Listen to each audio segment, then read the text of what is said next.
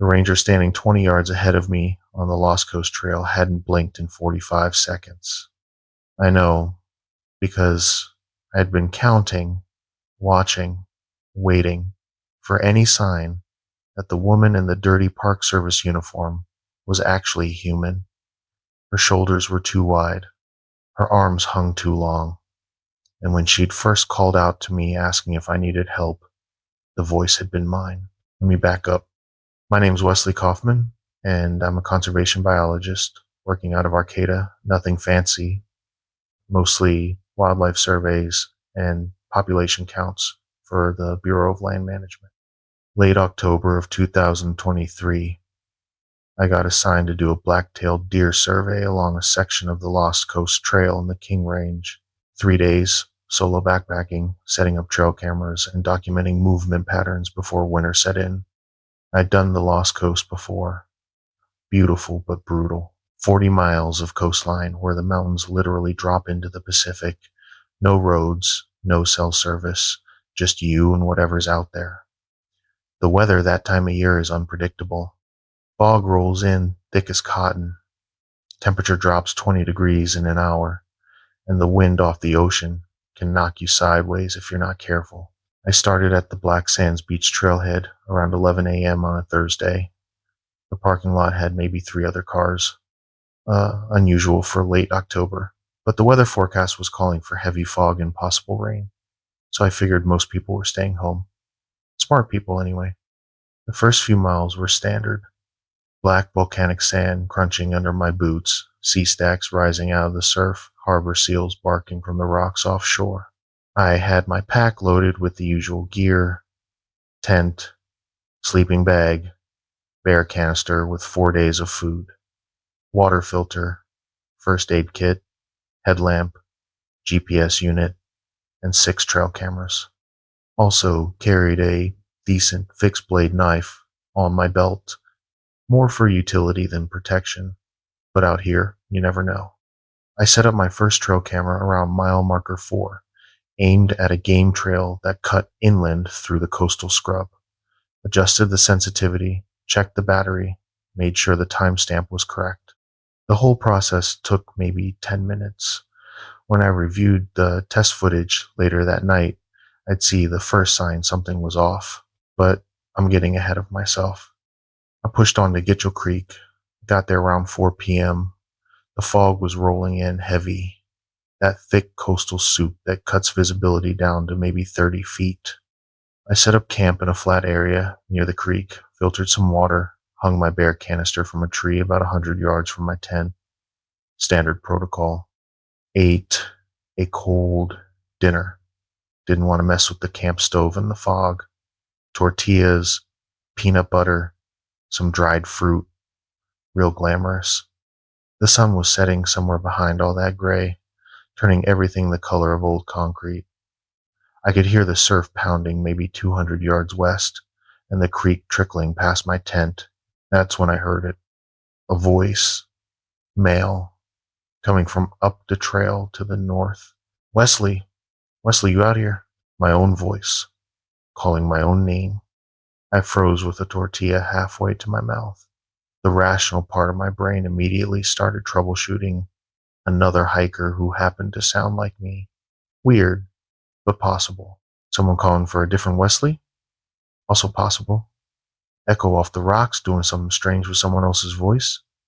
I'd heard weirder things in slot canyons, but something felt wrong about it. The voice called again, same inflection, same tone. Wesley, Wesley, you out here? I stood up slowly, grabbed my headlamp, even though there was still some ambient light, pointed it up the trail. Nothing but fog and salal bushes. Who's there? I called back. Silence. Just the ocean, the creek. I waited maybe 5 minutes. Nothing. Wrote it off as exhaustion or wind playing tricks. Finished my dinner and climbed into my tent around 7 p.m. I had an early start planned for the next morning. Wanted to place 3 more cameras before noon. I pulled out my phone to check the trail camera footage from earlier. No service, obviously, but the cameras sync via Bluetooth when you're in range. The test shot from camera 1 loaded up. The standard image of the trail, some deer tracks visible in the mud, salal and huckleberry on both sides. Then the motion triggered shots started loading. 4:17 p.m. Deer walking through frame, head down, normal. 4:42 p.m. Nothing. 5:03 p.m. Another deer, this one looking directly at the camera. 5:31 p.m. Something walking upright. I sat up in my sleeping bag, held the phone closer. The image was grainy, low light, fog. The camera's night vision just starting to kick in. But I could make out a figure, definitely bipedal, moving across the trail from left to right. Couldn't see details. Just a dark silhouette, maybe 6 feet tall, arms swinging. Another hiker. Had to be. Except the timestamp was 5:31 p.m. I'd been at my camp, clearly visible from the trail, with my bright orange tent set up. Any hiker would have stopped to say hello. That's trail etiquette in remote areas. You don't just walk past someone's camp without acknowledging them. I scrolled through the rest of the images. Nothing else. I told myself I was overthinking it. Went to sleep around 8 p.m., listening to the fog drip off the trees. I woke up at 2:14 a.m. to something scraping against my tent. Not wind, not a branch. Something methodical, like fingers dragging across the nylon, starting at the peak and moving down toward the ground. Slow and deliberate. I didn't move, didn't breathe, just listened. The scraping stopped at the bottom of the tent, near the door. Then I heard footsteps, soft, on the pine needles, circling around to the other side. Then the scraping. Again, same pattern. Peak to ground. Methodical. I had my knife within reach. But what was I going to do? Cut through my own tent to confront whatever was out there? I stayed still, heart hammering, waiting. The scraping continued for maybe 20 minutes, circling my tent. Always the same pattern. Peak to ground. Move. Repeat. Then it stopped. I waited another hour before I finally fell back asleep. When my alarm went off at 6 a.m., I unzipped the tent slowly and looked around. Morning fog, gray light, everything looked normal. I checked the ground around my tent for tracks. Nothing. Pine needles were undisturbed, no prints in the mud near the creek. I broke camp quickly. Didn't even make coffee. I had 3 more cameras to place and I wanted to do it in daylight. The feeling of being watched was overwhelming. That prickle on the back of your neck that won't go away. I kept turning around, scanning the tree line, but I never saw anything. At mile 7, I found the deer. It was a young doe, maybe 2 years old, lying in the middle of the trail. At first I thought it had been hit by a mountain lion. They're active in the King Range. But as I got closer, I realized something was very wrong. The deer wasn't torn apart. It was arranged. It was positioned sitting upright, front legs extended, head tilted at an unnatural angle, staring directly down the trail toward me, like someone had posed it. The eyes were still clear. It hadn't been dead long, maybe a few hours. No blood, no sign of a struggle, just this deer, sitting like a person, watching the trail. I backed away slowly, got maybe 10 yards, and heard my own voice again. Wesley, Wesley, you okay? Coming from ahead.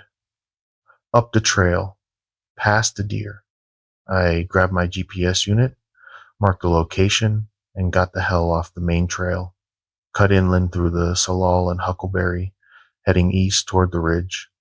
My plan was to loop around, avoid whatever was calling my name, and make it to Big Flat where I knew there was an emergency shelter, and usually other hikers.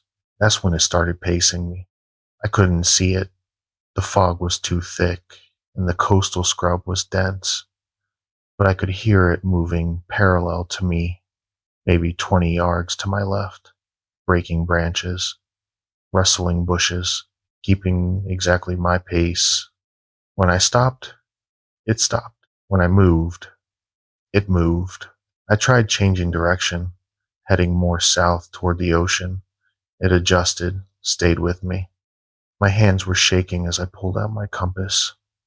Big Flat was northeast, about 2 miles. I could make it in an hour if I pushed hard. I started jogging, pack bouncing, branches whipping my face. The thing in the fog matched my speed. I don't know how long I ran, maybe 30 minutes, maybe more, but eventually I burst out onto the main trail again, gasping, and that's when I saw her. The ranger.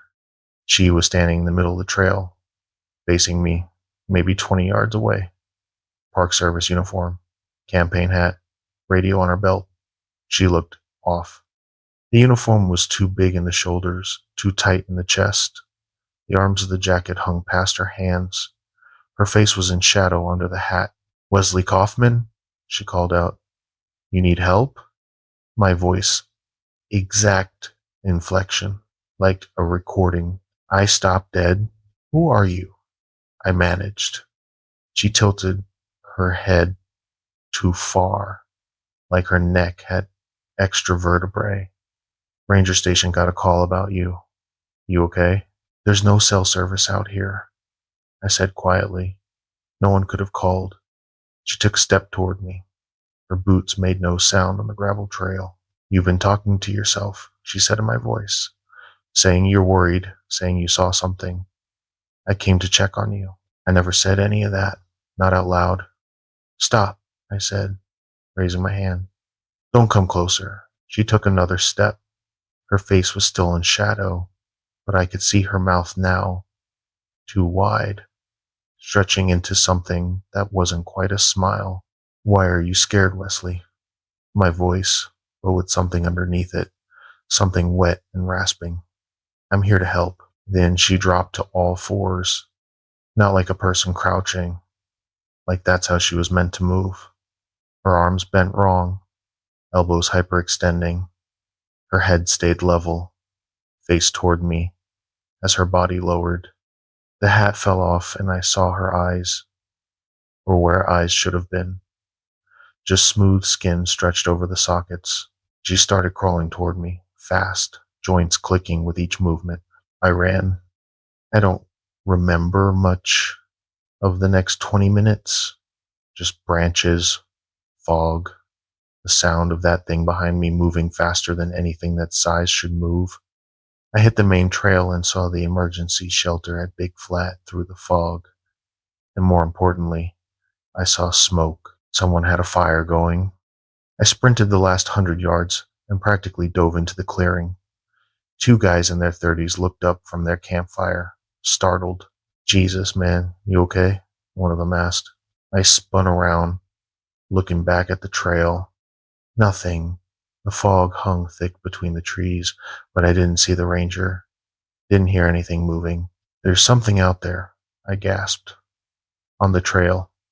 "It's not. We heard something earlier," the other guy said, standing up. Sounded like someone calling for help. But when we went to look, there was nothing there. We stayed by the fire until dawn. The fog never lifted, but nothing came near the shelter. The thing, whatever it was, stayed in the tree line. I could feel it watching, but it didn't cross into the clearing. At first light, I hiked out with those two guys. We moved fast, didn't stop until we hit the parking lot at Black Sands Beach. A real park ranger was there, loading gear into a truck. I told him everything. The voice, the deer, the thing wearing a ranger uniform. He listened without interrupting, then asked me where I'd place my trail cameras. We retrieved 4 of them over the next 2 days. The other 2 were gone, ripped off their mounting straps. The footage on the ones we recovered showed something I still can't explain. Hours of footage of that thing circling my tent at Gitchell Creek, never getting closer than 10 feet, just walking in circles, over and over, from 8 p.m. until just before dawn. It moved like a person, but wrong.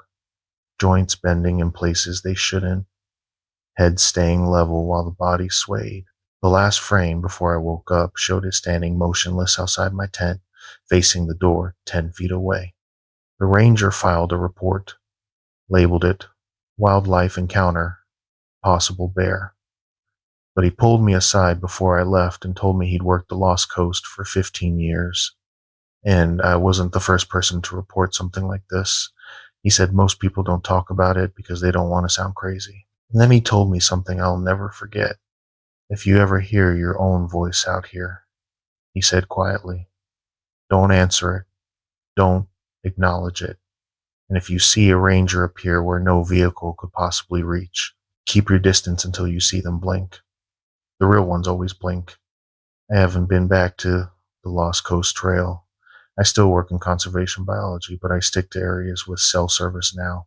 And when I'm out in the field alone, I keep my mouth shut because I don't want to find out what happens if that thing learns more than just my voice. If you're planning to hike the Lost Coast, go with a partner. Keep your conversations minimal. And if something starts repeating your words back to you from the fog, don't try to find out what it is. Just leave. Some things out there aren't meant to be documented. If you've had experiences like this, or if you've encountered something on the trail you can't explain, I'd like to hear about it. Drop a comment below, hit that subscribe button, and let's keep each other informed.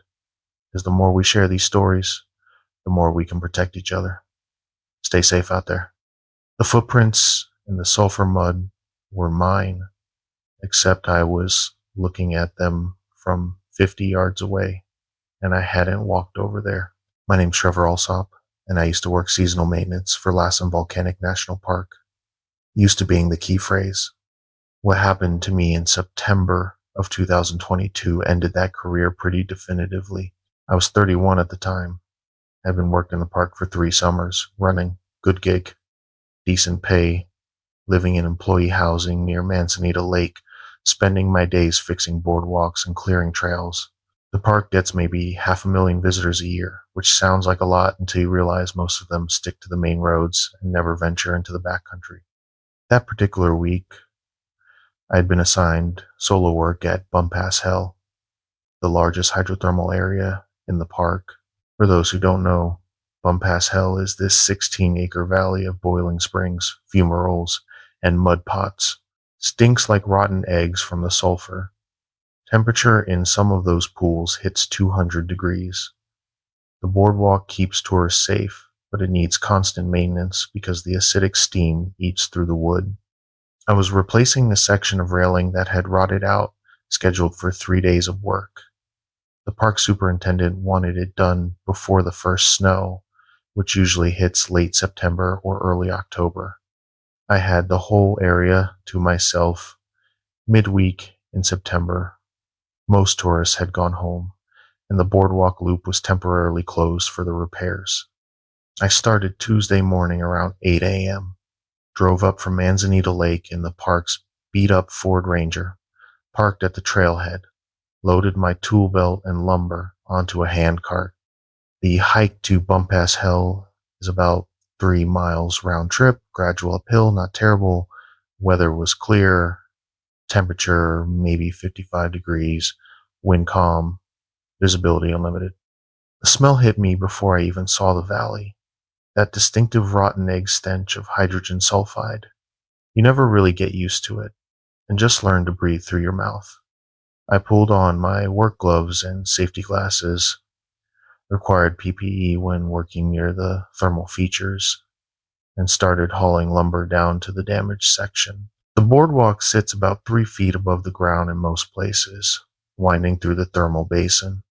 On both sides you've got boiling mud pots, fumaroles, spewing steam, and pools of water that bubble like a witch's cauldron.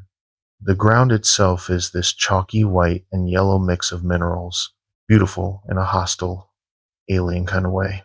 But you don't step off the boardwalk, ever.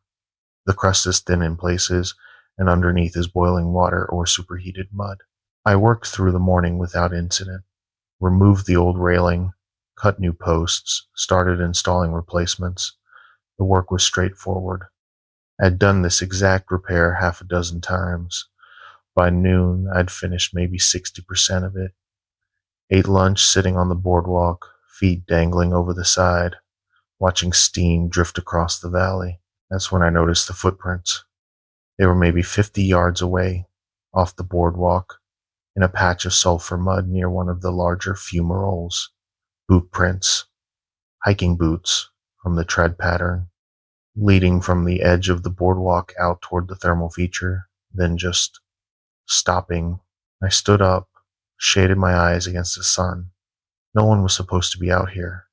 The area was closed, and those prints were fresh.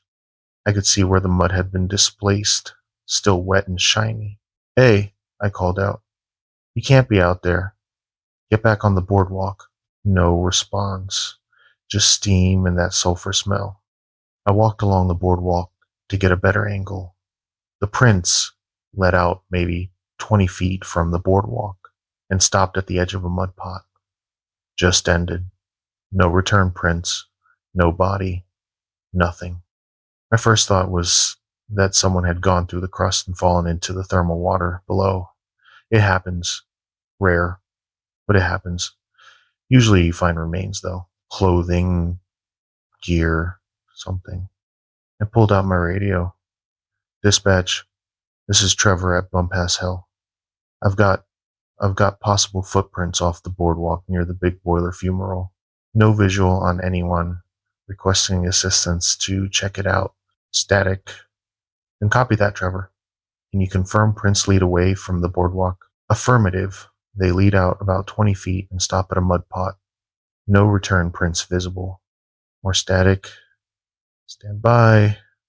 We're sending Ranger Kowalski to your location. ETA 30 minutes. I waited by the boardwalk, watching those prints. The steam would drift across them, obscure them, then clear. And every time the steam cleared, I'd see them again. Same spot, same pattern. And then I noticed something that made my skin crawl. The boot prints matched mine. Same size, same tread pattern. I lifted my foot and looked at the sole of my Danner hiking boot. Same waffle pattern, same wear on the heel. I looked back at the prints in the mud. Exact match. My radio crackled. "Trevor, this is Ranger Kowalski. I'm about 5 minutes out. What's your 20?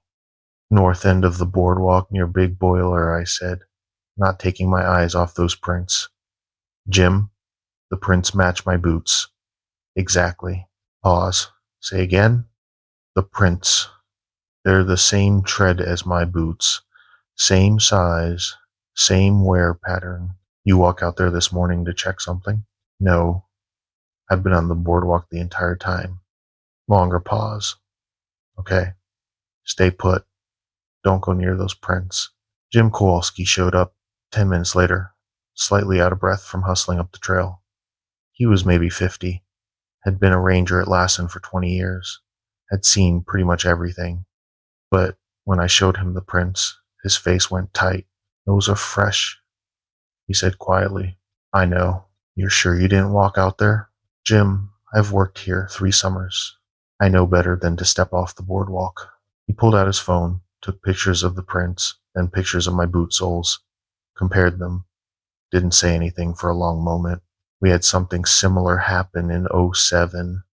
He finally said. "Visitor reported seeing their own boot prints off trail near Sulphur Works. We investigated, found prints, attributed it to someone with similar boots. But what? The visitor was wearing custom orthotics, very specific wear pattern. The prints we found matched exactly, down to a chip in the heel from a rock strike." I felt cold, despite the 60-degree air. "What did you conclude? Officially, someone with similar boots. Unofficially," he looked at me, "we don't come out here alone anymore, if we can avoid it." We spent another 20 minutes documenting the scene, then Jim helped me finish the railing work. We didn't talk much, just worked. But I noticed he kept scanning the valley, watching the steam, never staying focused on one spot too long. By 4 p.m. we were done. Jim walked out with me, insisted on it, said he had paperwork to file anyway. We were maybe halfway back to the trailhead when we heard it hammering, metal on wood, coming from behind us. We both stopped, turned around. The sound was distant but clear. Someone pounding nails. Same rhythm I'd been using that morning. 3 hits, pause, 3 hits, pause. Did you leave your hammer? Jim asked. No, it's in my tool belt. I patted the hammer hanging at my hip. The pounding continued, same steady rhythm. Jim got on his radio. Dispatch, this is Kowalski. Are there any other maintenance workers assigned to Bum Pass Hell today? Negative. Trevor's the only one scheduled. Can you confirm Trevor Alsop is currently with me on the trail heading out? Stand by. Pause. Trevor clocked in this morning at 0800. No clock out yet. Is there a problem? We're hearing someone working on the boardwalk. Hammering. Longer pause. Jim. Trevor's the only person assigned. Area's close to public. The hammering stopped. Jim and I looked at each other. Without discussing it, we both started walking faster. Not quite running, but moving with purpose. Behind us, I heard something else. Whistling. Someone whistling a tune I recognized because I'd been whistling it that morning while I worked. An old Johnny Cash song, Ring of Fire. I whistle when I work. Always have. Drives my girlfriend crazy. I stopped walking. Jim. Keep moving, he said, voice tight. The whistling got louder, closer. Still behind us, but gaining. We rounded a bend in the trail, and I risked a look back. Nothing. Just lodgepole pines and the distant steam from the thermal valley. The whistling stopped. Then I heard my own voice. Jim, Jim, wait up. Coming from the direction we'd just come. My voice, my cadence, slightly out of breath like I'd been hurrying to catch up. Jim grabbed my arm. Move. Now. We ran the last quarter mile to the parking lot. My truck was there. Jim's patrol vehicle parked next to it. We didn't stop until we were both inside our vehicles, doors locked, engines running. Jim rolled down his window. Follow me back to headquarters. Don't stop. Don't look back. I followed him down the winding park road, watching my mirrors the whole way. Nothing behind us but empty road and pine trees. We made it to the Komyamini Visitor Center in 20 minutes. Jim parked and motioned for me to follow him inside. In his office, he pulled out a file. Old incident reports, handwritten on yellowed paper. 1984, he said, laying out the first report. Maintenance worker named Bill Hutchins reported hearing someone imitating his voice near Devil's Kitchen, thermal area about 10 miles from Bum Pass Hell. He laid out another report. 1991. Visitor reported seeing her own reflection walking alongside her on the trail near Boiling Springs Lake. Said the reflection was in the trees, keeping pace but moving wrong. Another report, 2007, the boot print incident I mentioned. He sat back. There's more, at least a dozen reports over the years, all in or near thermal areas, all involving some kind of mimicry, voices, footprints, reflections. Park Service official position is that the thermal features create unusual acoustic effects and visual distortions, that sulfur fumes can cause mild hallucinations. You believe that? I asked. I believe something lives in those thermal valleys, he said quietly. Something that learns, watches, copies, and I believe it doesn't like being disturbed. He closed the file. I'm recommending we contract out the rest of the Bum Pass Hell repairs. Send a crew of 3 or 4. No one works alone. And I'm documenting everything we saw today. I didn't go back to Bum Pass Hell.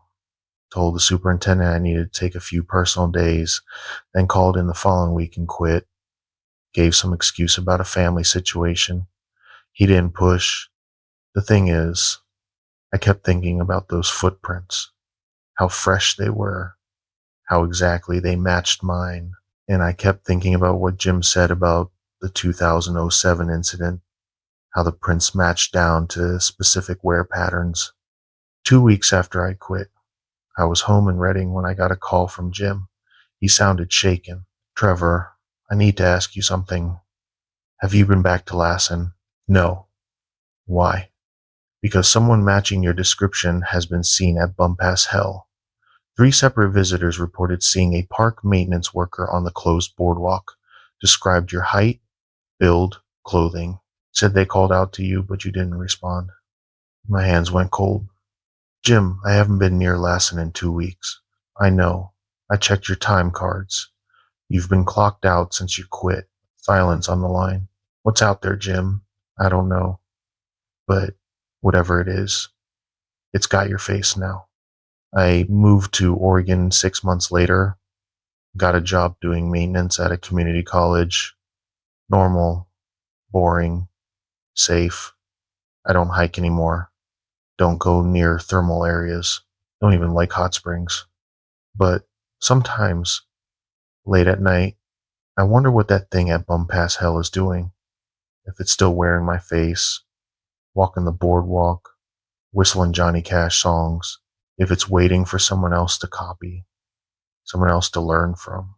And I wonder what happens when it gets bored of imitating, when it decides to do something more. If you work in thermal areas, Yellowstone, Lassen, anywhere with geothermal features, don't work alone. Don't whistle. Don't talk to yourself. And if you see your own footprints where you haven't walked, or hear your own voice calling from the steam, leave. Don't investigate. Don't try to rationalize it. Just leave. Because some things out there don't just watch us, they study us, learn us, become us. If this story resonated with you, or if you've worked in national parks and seen things you can't explain, let me know in the comments. Hit subscribe to hear more accounts from people who've encountered the unexplainable.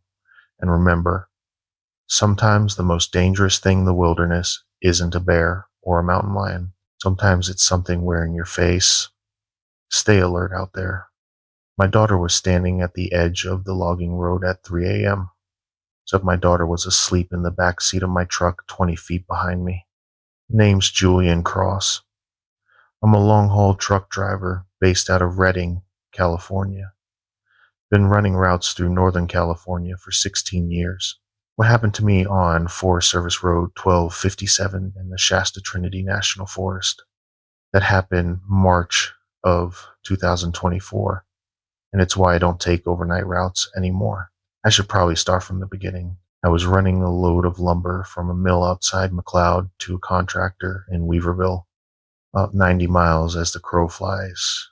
But on the back roads through Shasta Trinity, it's closer to 120.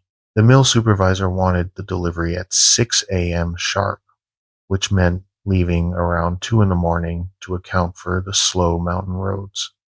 I'd done the route maybe 50 times before. Forest Service roads are narrow and winding, but they're maintained well enough for logging trucks. Plus, middle of the night, you don't have to worry about tourist traffic or RVs taking up both lanes around blind corners. My daughter Lily was with me, 7 years old, spring break from school. Her mom and I are divorced. I get her every other week, and she loves riding in the truck. Makes her feel grown up. I'd packed her sleeping bag, pillow, snacks, her tablet loaded with movies. She'd fallen asleep before we even left Reading. We were about 40 miles in when I noticed the fog. Now, fog in the mountains isn't unusual. Cold air sinking into the valleys at night, moisture from the rivers. You get these dense pockets that come out of nowhere. But this fog was different. It was too uniform, too thick, and it smelled wrong. Not like regular fog. It had this organic smell to it, like wet fur or rotting vegetation. I slowed down to maybe 20 miles per hour, high beams on, hazards flashing. Visibility dropped to maybe 15 feet. I could barely see the road markers. Behind me, Lily was still asleep, curled up in her sleeping bag across the extended cab seats. The radio cut out. I'd been listening to some overnight talk show out of Sacramento, just background noise to keep me alert, but it dissolved into static, then nothing. I tried scanning for other stations. Nothing but white noise across the entire band. Then I noticed the mile markers were wrong. I'd just passed marker 42 maybe 2 minutes earlier. Now I was passing marker 38. That didn't make sense. I hadn't turned around, hadn't passed any intersections. The road was one continuous stretch through the forest. I checked my GPS. The little truck icon was frozen on the screen, stuck on a section of road I'd passed 10 miles back. The route line flickered, disappeared, then reappeared in the wrong location entirely. Damn electronics, I muttered, turning it off and back on. Same problem. I kept driving. Figured I'd navigate by mile markers until the GPS sorted itself out, but the markers kept running backward. 38, 35, 31. I was moving forward, but the numbers were counting down. That's when I saw the first truck. Headlights in my rearview mirror, coming up fast. Big rig. Looked like a logging truck similar to mine. Way too close for the conditions. Maybe 50 feet back and closing. I tapped my brakes to flash my taillights, let him know to back off. The truck didn't slow down. Got closer. 40 feet, 30 feet. I sped up slightly, trying to create distance. The truck behind me matched my speed exactly.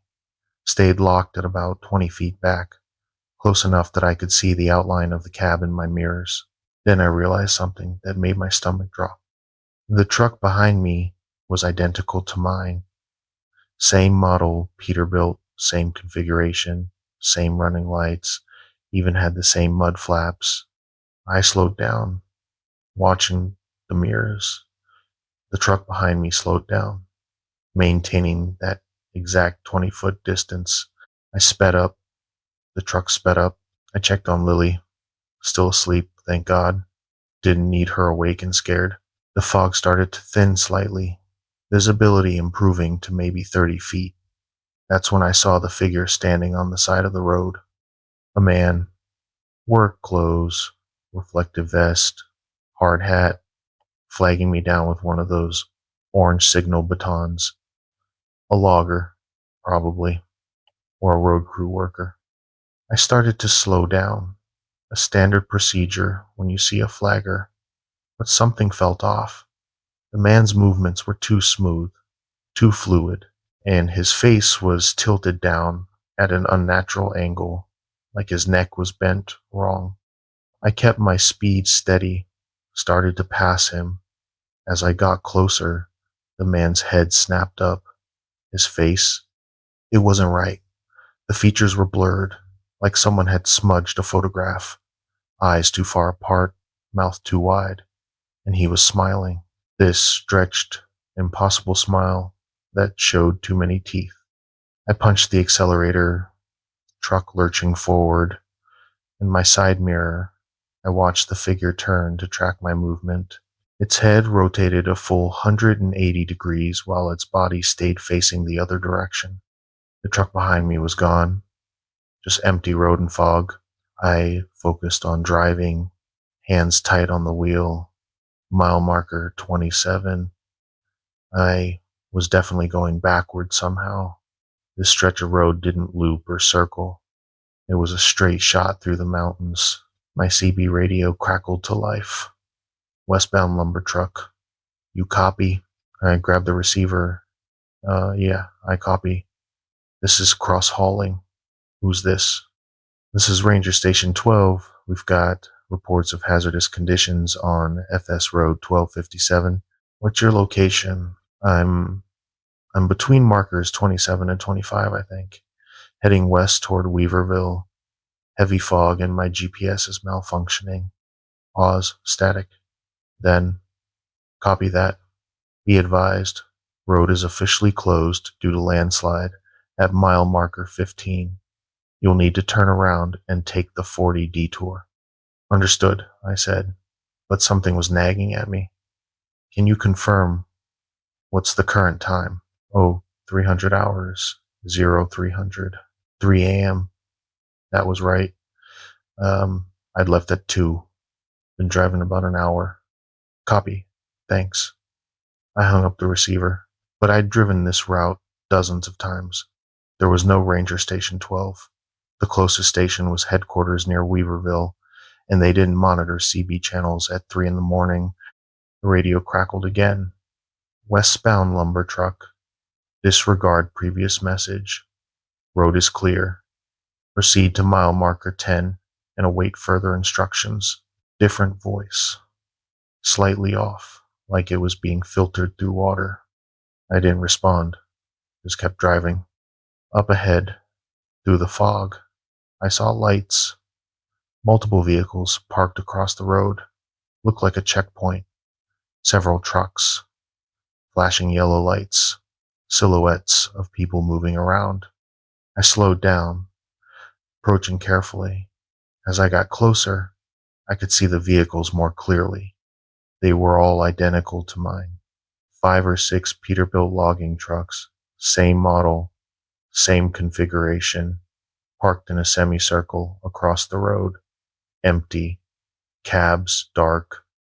No one around, despite the movement I'd seen moments before.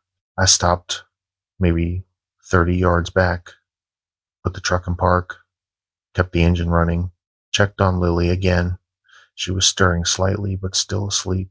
That's when I saw her, standing at the edge of the road, in the gap between 2 of the parked trucks. A little girl, 7 years old, long brown hair, pink jacket, Lily's pink jacket, the one she was wearing. I looked back at the sleeping form in my cab. Still there, still breathing. Same pink jacket. I looked back at the girl on the road. She was facing away from me, standing perfectly still. Then she started to turn, slowly, mechanically, like she was on a turntable.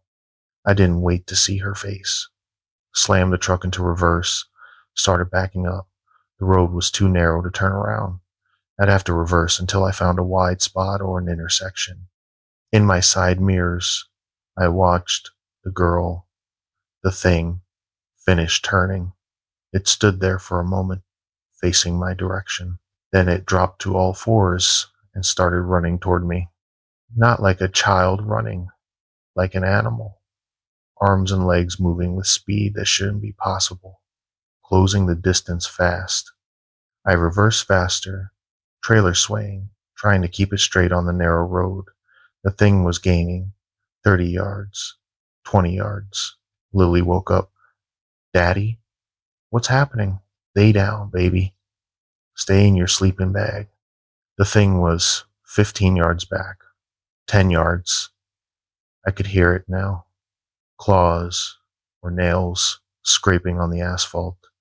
A wet rasping sound, like labored breathing. The road behind me suddenly widened, some kind of pull-out or scenic overlook. I cranked the wheel hard, truck jackknifing as I spun it around, straightened out, slammed it into drive, and floored it. In my mirror, the thing was standing in the middle of the road, on 2 legs again, watching us drive away. I drove fast, too fast for the conditions, but I didn't care. The fog started to thin. The mile markers started running in the right direction. 41, 44, 48. My GPS flickered back to life. Route correct, showing me 15 miles from Weaverville. The radio picked up that Sacramento talk show, again, mid-sentence, like it had never cut out. I drove straight through to Weaverville, delivered the load at 6 a.m. as scheduled. The contractor was surprised, said he'd heard the forest road was closed due to fog advisories. I called the Forest Service from a payphone outside the contractor's office, asked about Ranger Station 12 and road closures on FS Road 1257. The dispatcher said there was no Ranger Station 12.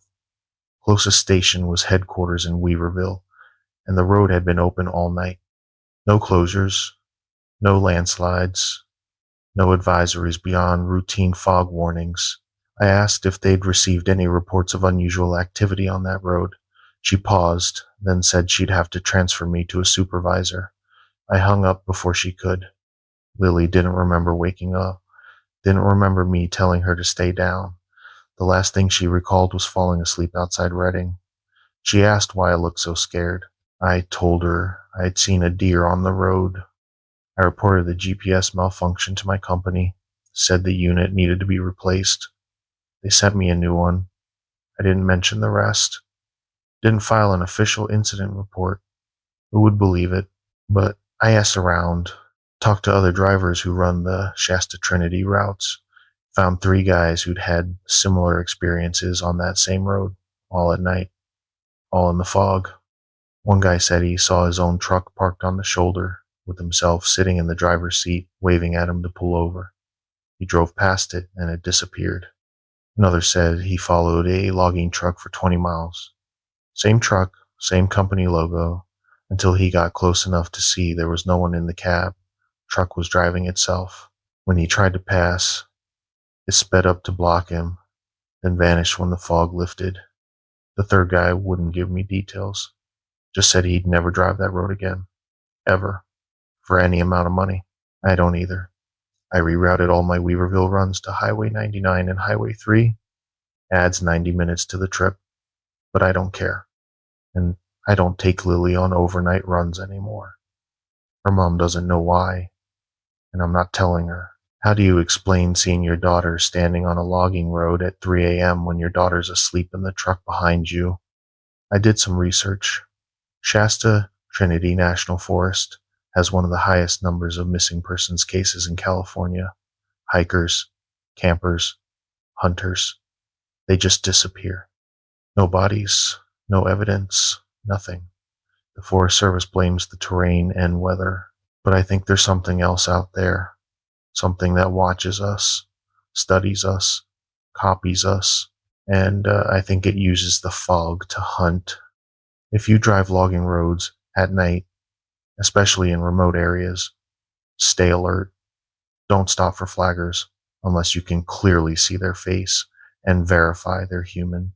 Don't follow trucks that match yours too closely. And if you see someone you know standing on the side of the road where they shouldn't be, don't stop, don't investigate, and for God's sake, don't let your kids see it, because whatever's out there in those mountains, it's patient, it's learning, and it's getting better at being us. My best friend was drowning in Mirror Lake, except he was standing right next to me on the shore, screaming the exact same thing I was screaming. I'm Kyle Brennan, 24, from Reading. This happened August of 2023 during what was supposed to be a simple 3-day backpacking trip into the Trinity Alps wilderness with my buddy Graham Morrison. We'd been planning it for months. Both of us work retail. Both needed to get out of town, clear our heads, remember why we live in Northern California instead of somewhere flat and boring. The Trinity Alps are stunning. Jagged granite peaks, alpine meadows, crystal clear lakes. We picked the Canyon Creek Trail leading to Boulder Creek Lakes. Moderate difficulty, well maintained, popular enough that you see other hikers, but not so crowded you're tripping over people. We started Thursday morning around 9 a.m. from the Canyon Creek Trailhead. August weather was perfect. Mid-70s, clear sky, light breeze. We each had about 35 pounds in our packs. Tent, sleeping bags, food, water filters, first aid, the usual. Graham brought his fishing rod, hoping to catch some trout. I brought my camera, hoping to get some decent landscape shots. The first day was textbook. We hiked about 6 miles, made it to Lower Canyon Creek Falls by early afternoon, set up camp on a flat spot near the water, filtered water from the creek, cooked freeze-dried meals, hung our bear canisters from a tree branch. By 8 p.m. we were in our sleeping bags, exhausted but satisfied. Graham woke me up around midnight. Kyle, you hear that? I unzipped my sleeping bag, listened. Nothing but the creek and wind in the pines. Hear what? Thought I heard someone talking. Like conversation, but far away. Probably other campers, I said. Popular trail. Yeah, probably. But he kept looking toward the tree line, face tense in the moonlight, filtering through the tent fabric. Morning came without further incident. We broke camp around 8, pushed on toward the Boulder Creek lakes. The trail climbed steadily, switchbacks through mixed forest, granite boulders the size of houses, meadows full of wildflowers. We passed a few other groups heading out, exchanged the usual nods and trail updates. Around mile 9, Graham stopped suddenly. "You smell that?" I did. Something rancid, like a dead animal that had been baking in the sun. We looked around but didn't see anything. The smell faded after maybe 30 seconds. We kept moving. Mirror Lake came into view around 1 p.m. It's not on the main trail. You have to take a side path that splits off toward the north, about half a mile. But we'd heard it was worth it. Secluded, great fishing, surrounded by granite cliffs. We were the only ones there.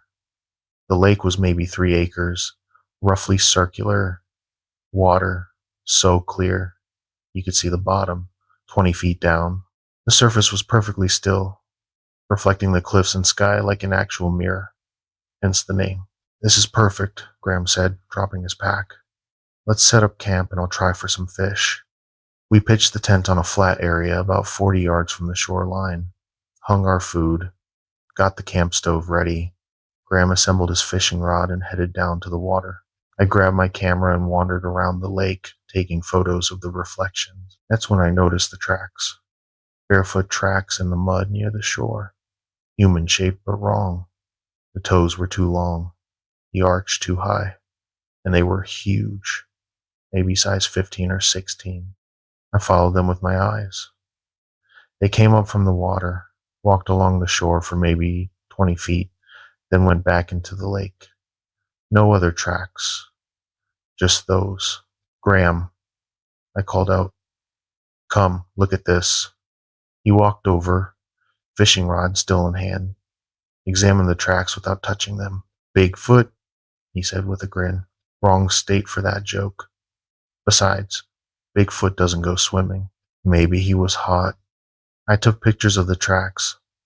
They were fresh. The mud was still wet, meaning they'd been made recently, within the last few hours at most. "Could be some weirdo hiking barefoot," Graham said.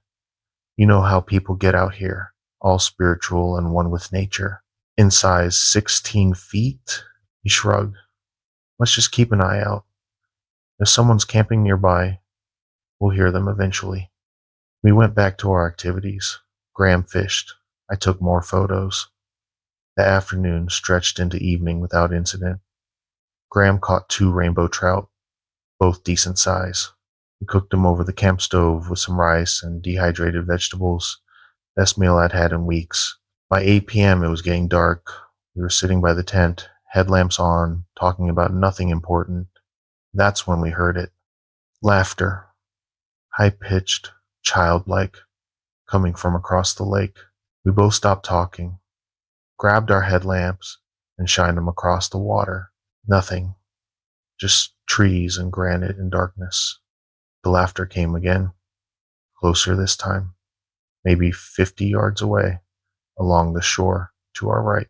"Hello?" Graham called out. "Someone there?" The laughter stopped. We waited. 5 minutes. 10 minutes. Nothing. "Kids," Graham finally said.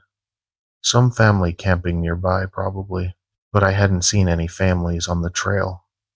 And you don't let kids run around in the dark near a lake in the wilderness." We went to bed around 9 p.m., both of us on edge. I kept my knife unzipped in the side pocket of my sleeping bag. Graham kept his flashlight in hand. I don't know what time it was when I woke up. Still dark.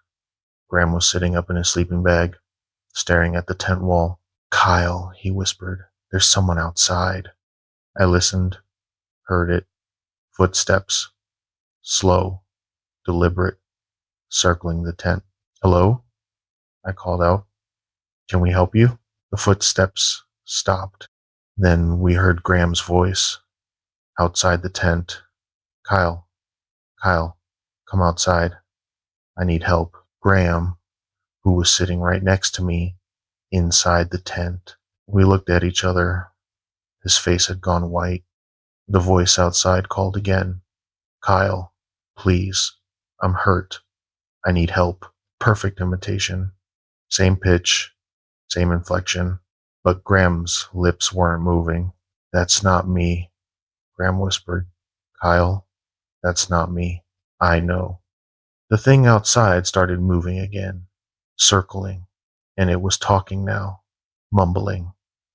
I could make out fragments, things Graham had said earlier that day, about the fishing, about the trail, about the smell we'd encountered. It was replaying his words, practicing. Graham grabbed his can of bear spray from beside his sleeping bag. I grabbed mine. We sat there for maybe an hour, listening to that thing circle our tent, talking to itself in Graham's voice. Then it stopped. Complete silence. We waited until dawn before unzipping the tent. Morning light, birds chirping, everything normal. We checked the ground around the tent for tracks. Nothing. Ground was undisturbed. We're leaving, Graham said. Right now. I didn't argue. We broke camp in record time. Didn't even make breakfast. Just packed everything up and started back down the trail toward the main path. That's when we saw it at the lake.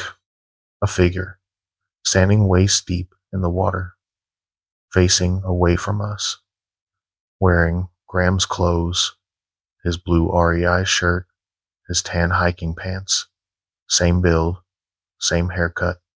Graham grabbed my arm. Kyle, I'm right here. That's not me. The figure started to turn slowly. The movement was mechanical, unnatural. We didn't wait to see its face. We ran down the trail, packs bouncing, branches whipping our faces. Behind us, I heard splashing. The thing was coming out of the water. Then I heard it running, not on the trail, parallel to us, through the trees, keeping pace.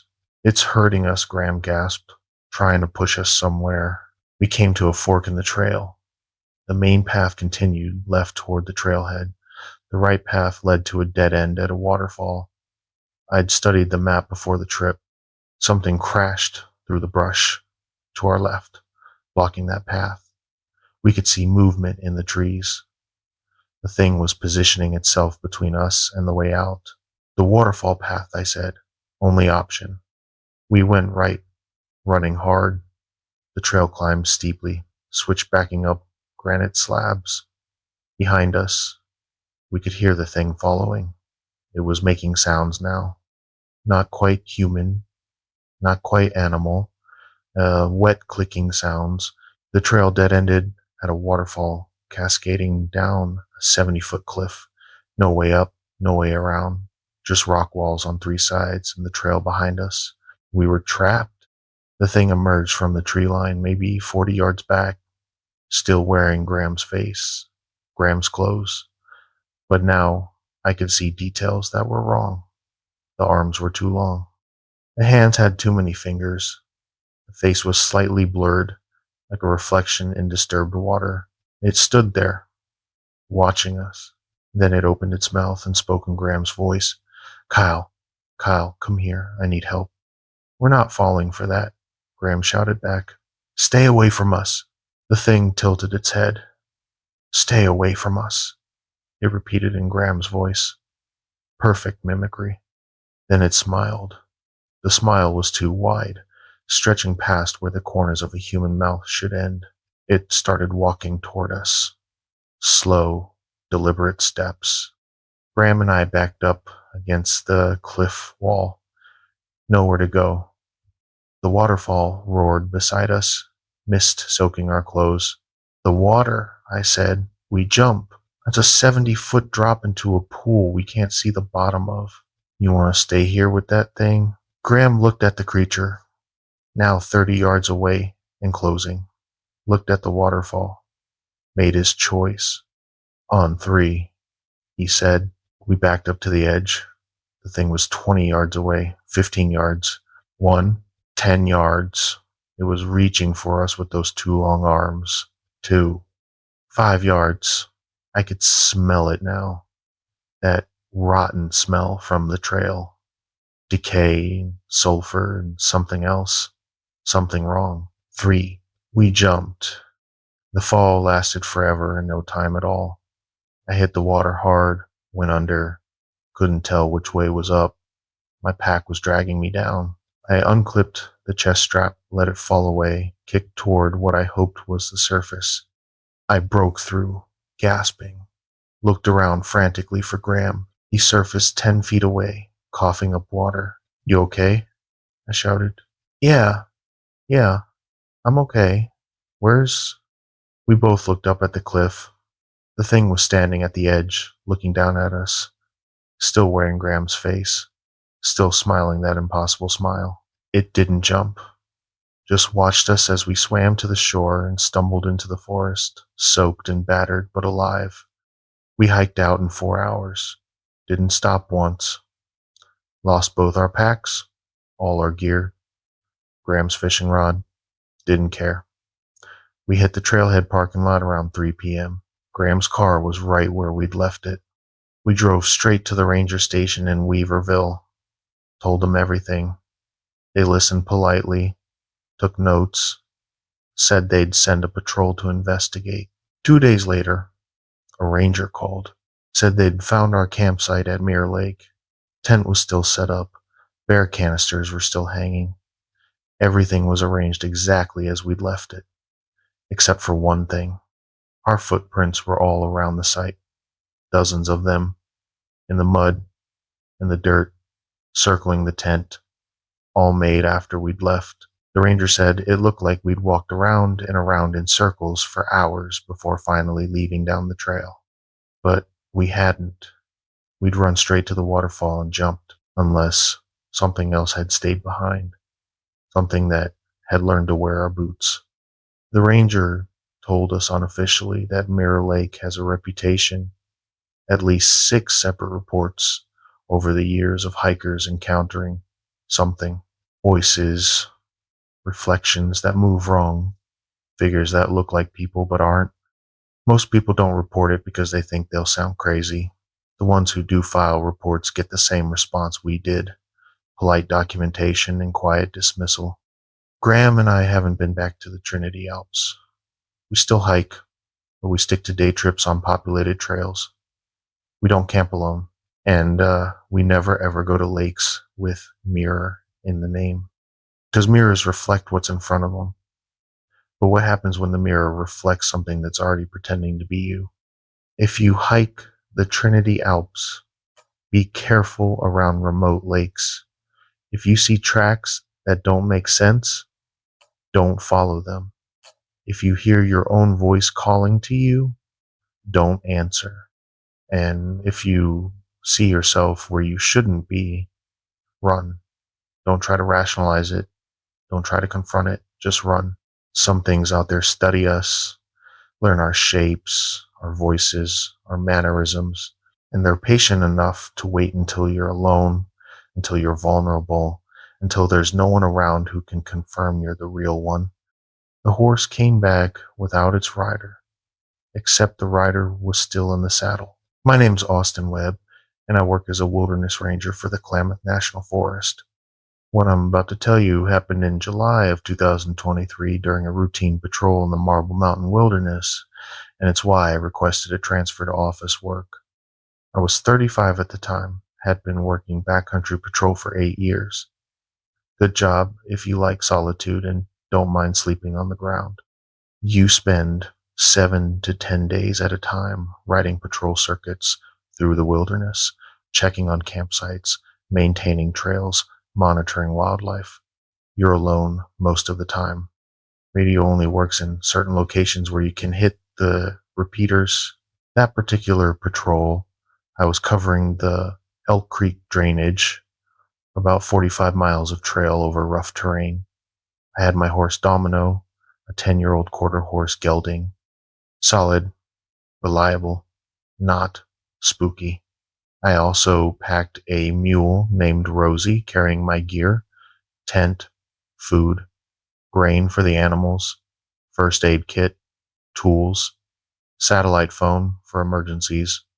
I'd done this exact patrol maybe 20 times before. Nothing ever happened beyond the usual. Campers without permits, abandoned fire rings, occasionally having to pack out someone else's trash. Boring, but that's wilderness work most days. I started Monday morning from the Lovers Camp trailhead. Weather was clear, temperature around 70 degrees, perfect riding conditions. The plan was to make it to Cuddly Lakes by evening, about 15 miles in. Domino was acting weird from the start, kept tossing his head, ears swiveling constantly, kept trying to turn around and head back to the trailer. I'd push him forward and he'd comply, but reluctantly. Never seen him like that. "What's got you bothered, buddy?" I asked, patting his neck. Rosie the mule wasn't much better, kept pulling back on the lead rope, slowing our pace. I chalked it up to wildlife. Maybe they'd smelled a bear or mountain lion. The animals always know before we do. We made it to Paradise Lake around noon. Beautiful spot, clear alpine lake, granite cliffs, wildflowers everywhere. I stopped to let the animals drink and filter some water for myself. That's when I noticed the camp. Someone had set up a tent on the far side of the lake, maybe 200 yards away. Single tent, no people visible, no smoke from a fire, no movement. I got out my binoculars. The tent was nice, high-end backpacking setup, probably costs $600 or $700, but it looked wrong. The door was open, flapping in the breeze. Gear was scattered around the site, not organized, not packed away, just scattered. "Hello," I called across the lake. "Forest Service. Anyone need assistance?" No response, just wind and the sound of water lapping against the shore. I remounted Domino and rode around the lake toward the camp. As I got closer, I could see more details. Sleeping bag pulled out of the tent, half in the water. Backpack overturned. Contents spilled across the ground. Food bag torn open. Wrappers everywhere. But no blood, no signs of a struggle. Just abandoned. I dismounted and tied Domino to a tree. He was pulling against the reins, trying to back away from the camp. Rosie was braying. High-pitched distress calls. "Easy, easy." I checked my radio. No signal. Too deep in the valley. I approached the tent carefully, hand on my bear spray canister. "Forest Service," I announced. "Anyone here?" Nothing. I looked inside the tent. 2 sleeping bags, 2 sleeping pads, clothes, books, headlamps, everything you'd have for a multi-day trip. But the people were gone. I checked the registration tag tied to the tent pole. Names were listed as Patrick and Sarah Drummond, permit dated for 5 days starting the previous Thursday. Today was Monday. They should have hiked out yesterday. I took photos, documented the site, found a wallet in one of the backpacks. Patrick Drummond, address in Sacramento, age 41, credit cards, cash, ID, all there. Whatever had happened, they'd left in a hurry or been taken. I grabbed my satellite phone and called dispatch, gave them the location, the names, the situation. They said they'd send a search and rescue team, but it would take 6 to 8 hours to get personnel mobilized and helicoptered to the area. "Maintain the scene," the dispatcher said. "Don't disturb anything. Wait for SAR." Copy. I tied the animals further back from the camp and settled in to wait. It was maybe 3 p.m. at that point. Plenty of daylight left. That's when I heard the whistling, coming from the trees behind the camp. Someone whistling a tune. It sounded like an old folk song. Happy, carefree. "Patrick? Sarah?" I called out. "Forest Service. Are you okay?" The whistling stopped. I waited. Nothing. Then I heard footsteps. Someone walking through the brush, coming toward the camp. A man emerged from the tree line. Mid-40s, hiking clothes, dirty face. He looked exhausted. Thank God, he said. I've been lost for hours. My wife. I can't find my wife. Are you Patrick Drummond? Yes, yes, that's me. Please, you have to help me find Sarah. We got separated last night and I've been searching all morning and slow down, I said. Let me get you some water. When did you last see your wife? He sat down heavily on a log near the camp. I handed him my water bottle. He drank deeply, hands shaking. Last night, around midnight, she heard something outside the tent. Went to investigate. I told her not to, but she went anyway. She never came back. Did you search for her? Of course I searched. I've been searching all night and all morning. I heard her calling for me, but I couldn't find her. Her voice kept moving, like she was walking away from me even though she was calling for help. My skin prickled. Her voice was moving. Yes, I'd hear her to the north, start walking that direction. Then she'd call from the east, then south, like she was circling me, but I couldn't catch up. I pulled out my radio, even though I knew it wouldn't work. Tried it anyway, nothing but static. We have a search and rescue team coming, I said. They'll be here in a few hours. You should stay here. Rest. Let them do a proper search. Patrick nodded. Okay. Okay, yeah. That makes sense. He sat there for a moment, then looked at me. You don't believe me, do you? Brought her voice moving. I believe you heard something. I said carefully. It was her. I know my wife's voice. I didn't respond. Behind me, Domino was pulling hard against his reins, trying to get away. Patrick noticed. Your horse doesn't like me. He's just spooked. Probably smells whatever scared your wife last night. Patrick stood up. I need to find her. I can't just sit here. Sir, I need you to stay. But he was already walking back toward the tree line. Sarah, Sarah, where are you? I started after him. Mr. Drummond, wait. He stopped suddenly, tilted his head. Do you hear that? I listened, heard it. A woman's voice, distant, calling out. Patrick! Patrick! Help me! That's her! Patrick shouted. He took off running into the trees. Wait! I ran after him, but he was fast. Disappeared into the thick brush before I could catch him. I pushed through the undergrowth, branches, scratching my face. Patrick, come back. I burst into a small clearing and stopped dead. Patrick was there, standing in the middle of the clearing, facing away from me, perfectly still. Patrick, he didn't move, didn't respond. I walked around to see his face. His eyes were unfocused, staring at nothing, mouth slightly open, like he was in a trance. Patrick, can you hear me? His head started to turn, slowly, too slowly, like someone was manually rotating it. His body stayed facing forward, but his head kept turning. 90 degrees, 120 degrees, 150 degrees. I backed away. What the? His face was wrong. The features were blurred, like I was seeing him through frosted glass. The eyes were too dark. The mouth stretched into a smile that showed too many teeth. It wasn't Patrick. Or it was Patrick, but something else was wearing him. I turned and ran back toward the camp. Behind me, I heard laughter, high-pitched, childlike, the same laughter from the whistling earlier. I broke through the trees near the camp. Domino had snapped his reins and was running toward the lake. Rosie was still tied, braying frantically. I ran to Rosie, untied her, started pulling her toward the lake to catch Domino. That's when I saw it. On the far side of the lake, maybe 100 yards away, was another person sitting on a rock, wearing Forest Service uniform. Wearing my uniform, sitting on my horse. I looked down at myself. I was wearing my uniform. I was me. The figure across the lake waved. Not a friendly wave, a mocking wave, like a child teasing. Then it turned domino and rode into the trees. My horse, with something wearing my face.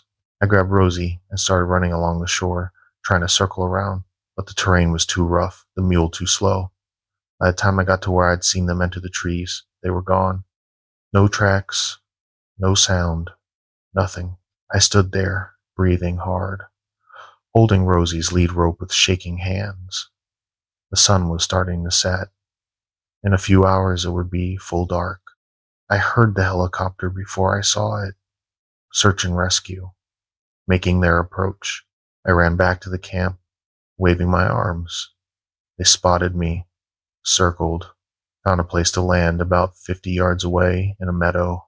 Two rangers and a paramedic climbed out. I recognized one of the rangers, Stephanie Chen, worked out of the Happy Camp station. Webb, you okay? No, no, I'm not okay. The missing couple. I found the husband, but he's something's wrong with him. And something took my horse. And there's. Slow down, Stephanie said. Deep breaths. Show us what you found. I took them to the abandoned camp, showed them the tent, the scattered gear, the documentation, told them about Patrick, about following him into the woods, about what I saw in the clearing. They listened without interrupting. When I finished, Stephanie and the other ranger exchanged a look. Webb, she said carefully, we got a call 2 hours ago from Patrick Drummond. He's at Lover's Camp Trailhead with his wife Sarah. They said they had to cut their trip short due to illness and hiked out early this morning. I stared at her. That's impossible. Patrick was here. I talked to him. He was looking for his wife. And Drummonds are at the trailhead right now. Both of them alive and well. Then who did I talk to? Nobody had an answer for that. They searched the area for an hour, found the clearing I'd described. No footprints except mine. No sign of anyone else. They never found Domino. My horse was just gone. No tracks leading away. No sign of a struggle. Just gone. We flew out at dusk. I spent the night at the ranger station, gave a full statement.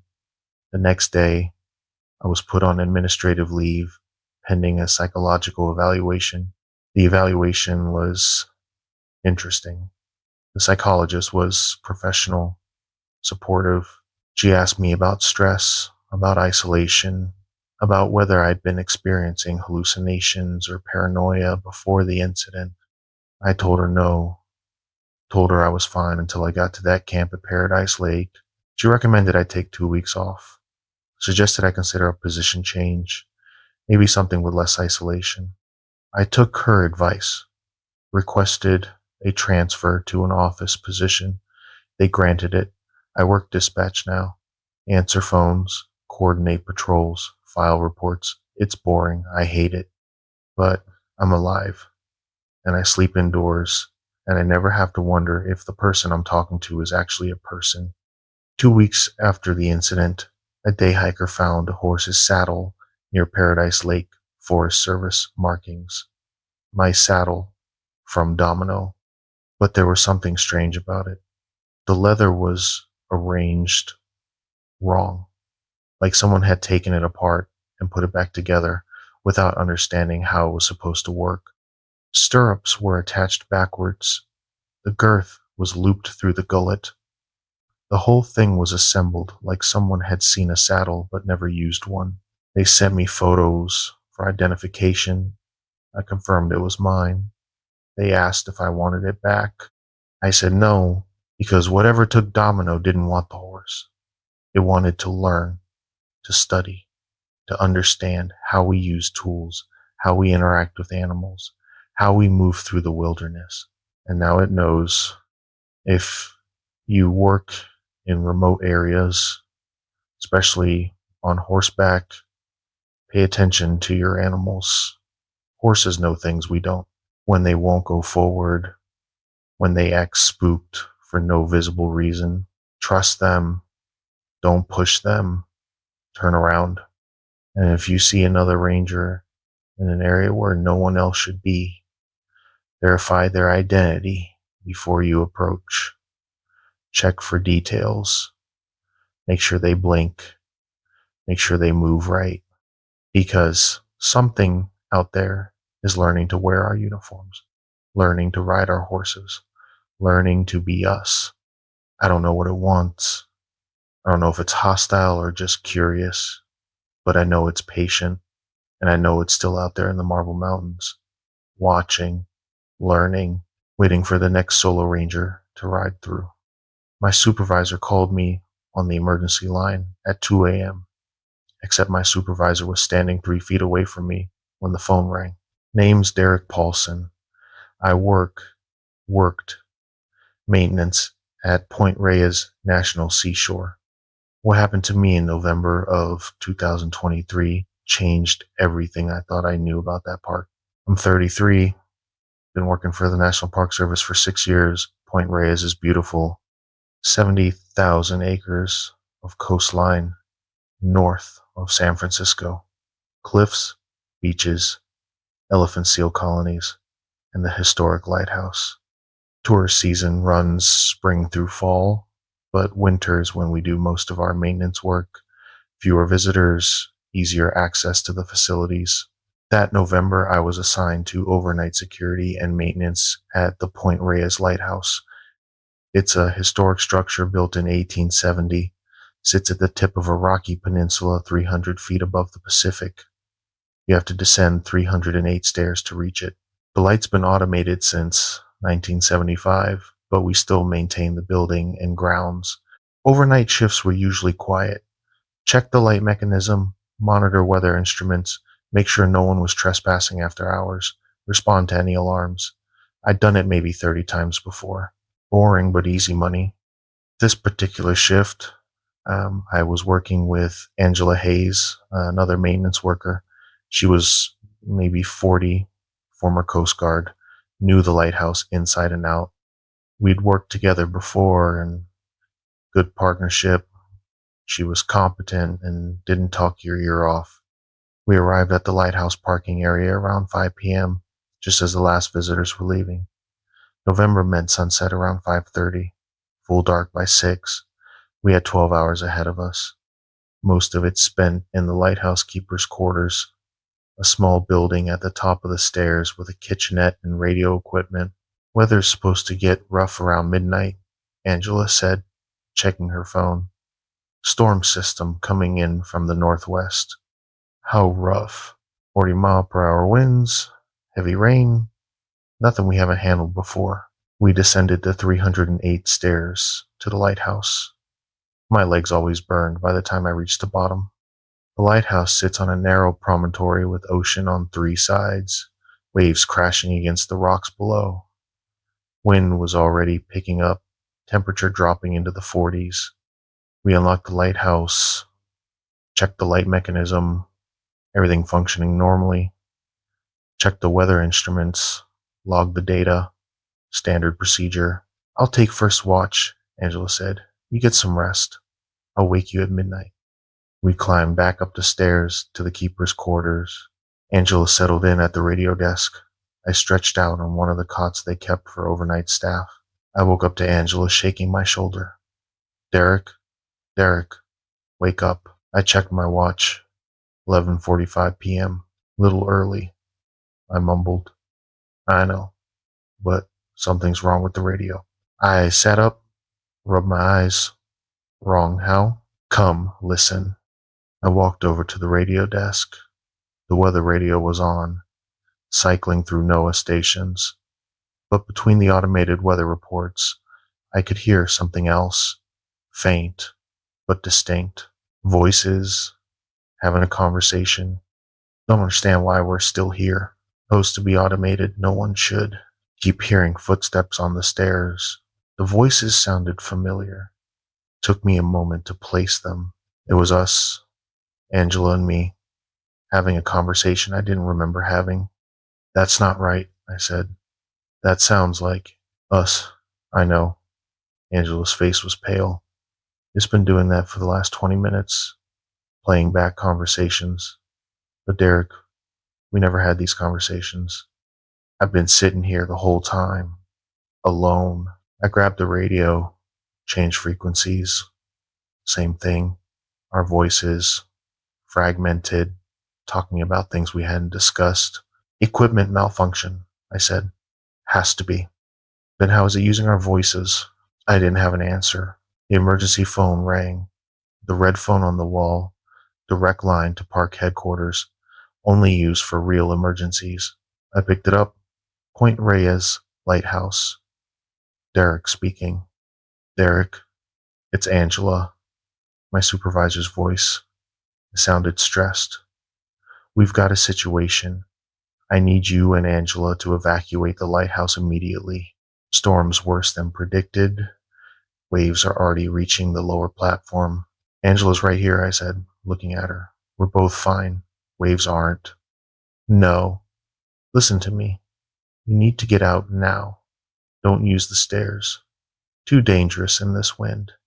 Call the Coast Guard for helicopter extraction. Sir, I don't understand.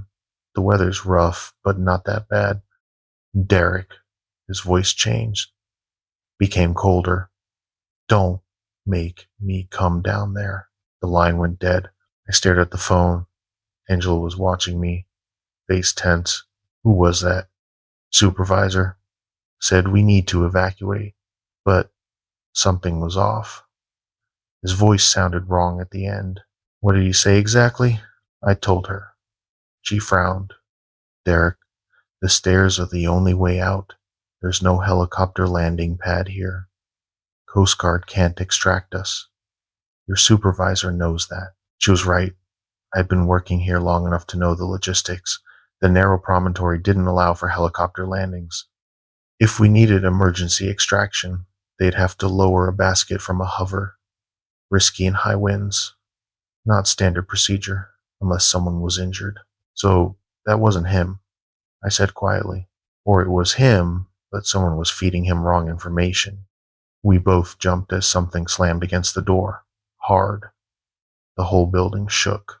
Wind? Angel suggested, but her voice said she didn't believe it. I walked to the door, looked through the peephole. Nothing. Just darkness and rain starting to fall. Another slam. This time on the opposite wall, then on the ceiling. Something's outside, Angela said. What would be outside? We're 300 feet up on a cliff. I don't know, but something's hitting the building. The slamming continued for maybe 5 minutes, moving around the building, walls, ceiling, door. Always loud, always forceful. Then it stopped. Silence except for wind and rain. When you check the lighthouse, I said, make sure the light's still functioning. Are you insane? Something's out there. The light has to stay on. Ships depend on it. If it goes out and we didn't check, that's on us. Angela grabbed her rain jacket. Fine, but we stay together. We both pulled on our rain gear, grabbed our flashlights. I also grabbed the emergency flare gun from the supply cabinet. Not much, but better than nothing. We stepped outside into the wind and rain. The storm had intensified quickly. Visibility was maybe 20 feet. We could hear the waves crashing far below, louder than usual. We started down the stairs. 308 steps, slick with rain, railing wet and cold. Our flashlights barely penetrated the darkness and spray. At step 150, Angela grabbed my arm. Do you hear that? I listened. Over the wind and waves, I heard footsteps coming up the stairs toward us. Quick footsteps, running. Someone's down there, I said. Hello? We're Park Service maintenance. Identify yourself. The footsteps stopped. Then we heard a voice. My voice. Angela. Angela, where are you? I can't see you. Calling from below. Derek. Angela whispered. You're right next to me. I know. Angela, help. I fell. I think my leg's broken. My voice. From the darkness below. Desperate. Pained. Don't respond, I said quietly. Keep moving down. Stay with me. The voice continued calling as we descended. Sometimes it was me calling for Angela. Sometimes it was Angela calling for me. Perfect imitations. But we were both right there, side by side. We reached the lighthouse level. The light was still functioning, sweeping its beam across the dark ocean. Everything looked normal. Let's get back up, Angela said. Fast. We started back up the stairs. That's when we saw it. Someone standing at the top, silhouetted against the faint light from the keeper's quarters, wearing Park Service rain gear, Angela's rain gear. I recognized the yellow stripe pattern. That's me, Angela whispered. That's wearing my jacket. The figure at the top started down the stairs toward us, moving smoothly, gracefully, despite the wind and rain. Go back down, I said. Lighthouse. Now. We reversed direction, practically running down the slick stairs. Behind us, I could hear the footsteps following, faster than any person should move on stairs that treacherous. We burst into the lighthouse, slammed the door, locked it.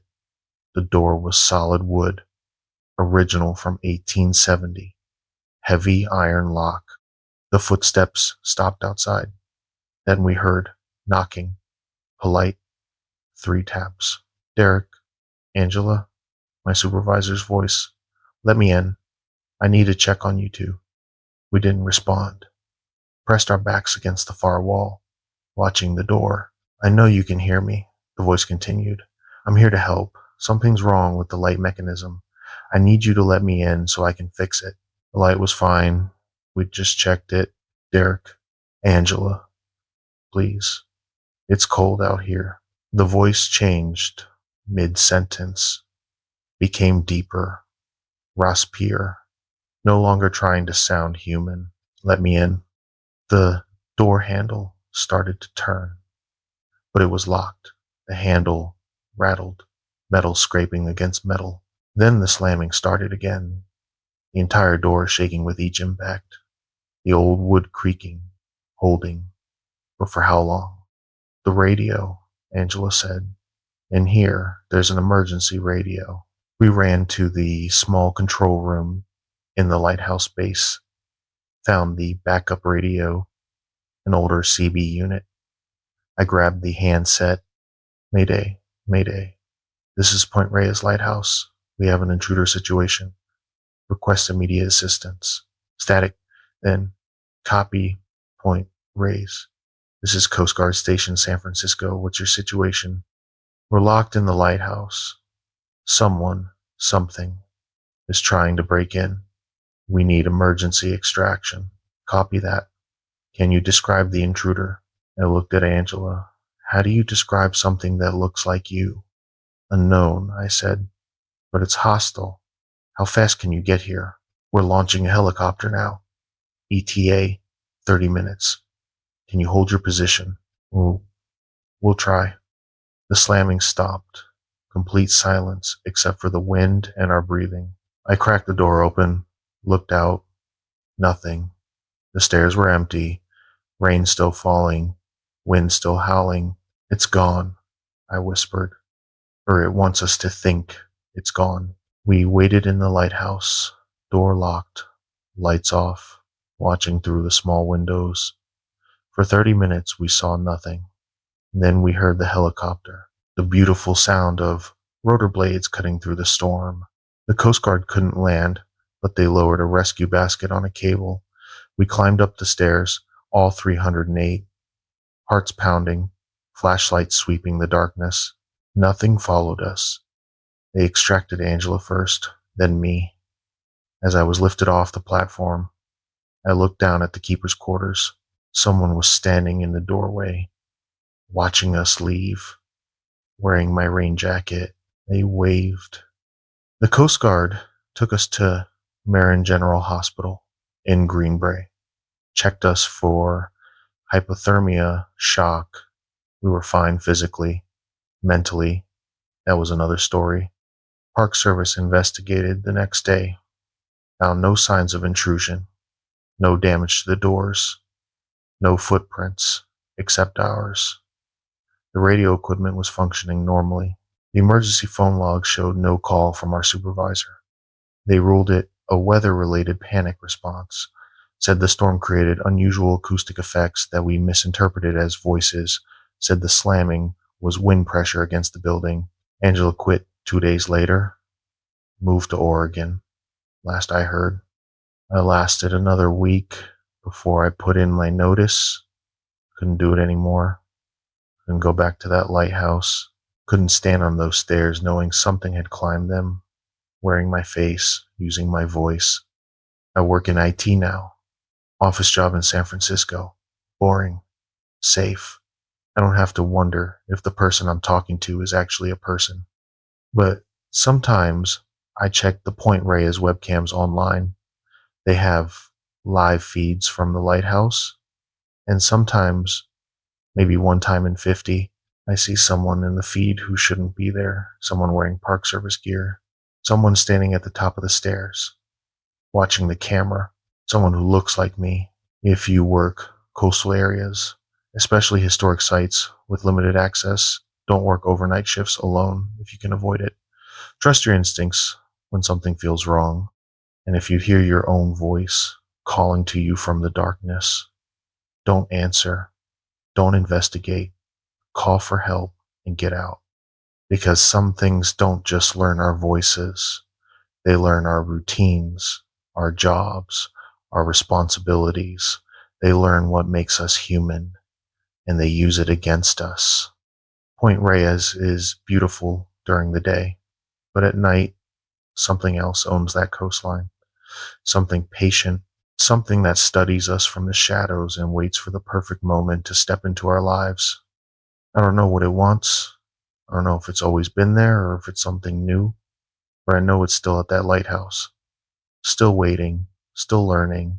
I'm Dr. Isabel Reeves, botanical researcher working out of Humboldt State University. What happened in Prairie Creek Redwood State Park in October of 2022 is why I now refuse to conduct field research in old-growth forests. I was 41 at the time, had been studying coast redwood ecosystems for 15 years. Specifically, I was researching epiphytic ferns that grow in the canopy level, little ecosystems that develop hundreds of feet above the ground in the branches of ancient trees. Fascinating work, completely safe, or so I thought. That October, I was collaborating with a graduate student named Mitchell Torres, 26 years old, sharp, enthusiastic, good climber. We were documenting fern diversity in a grove called Cathedral Trees, a cluster of old-growth redwoods, some over 300 feet tall, probably 1,000 years old. The grove was off the main trails, required a permit to access for research purposes. We started Wednesday morning around 8 a.m. Weather was typical for late October, fog in the morning, clearing by noon, temperature in the 50s. We had 2 days scheduled for data collection. Our equipment included climbing gear, cameras, GPS units, specimen bags, and camping gear for overnight stays. The plan was simple. I'd climb to the canopy level using rope systems, document the ferns, collect samples.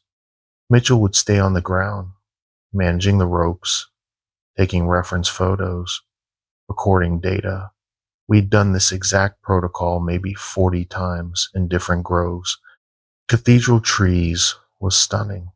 The redwoods were massive, trunks 30 feet in diameter, bark a deep rust red, the canopy so thick it created permanent twilight at ground level.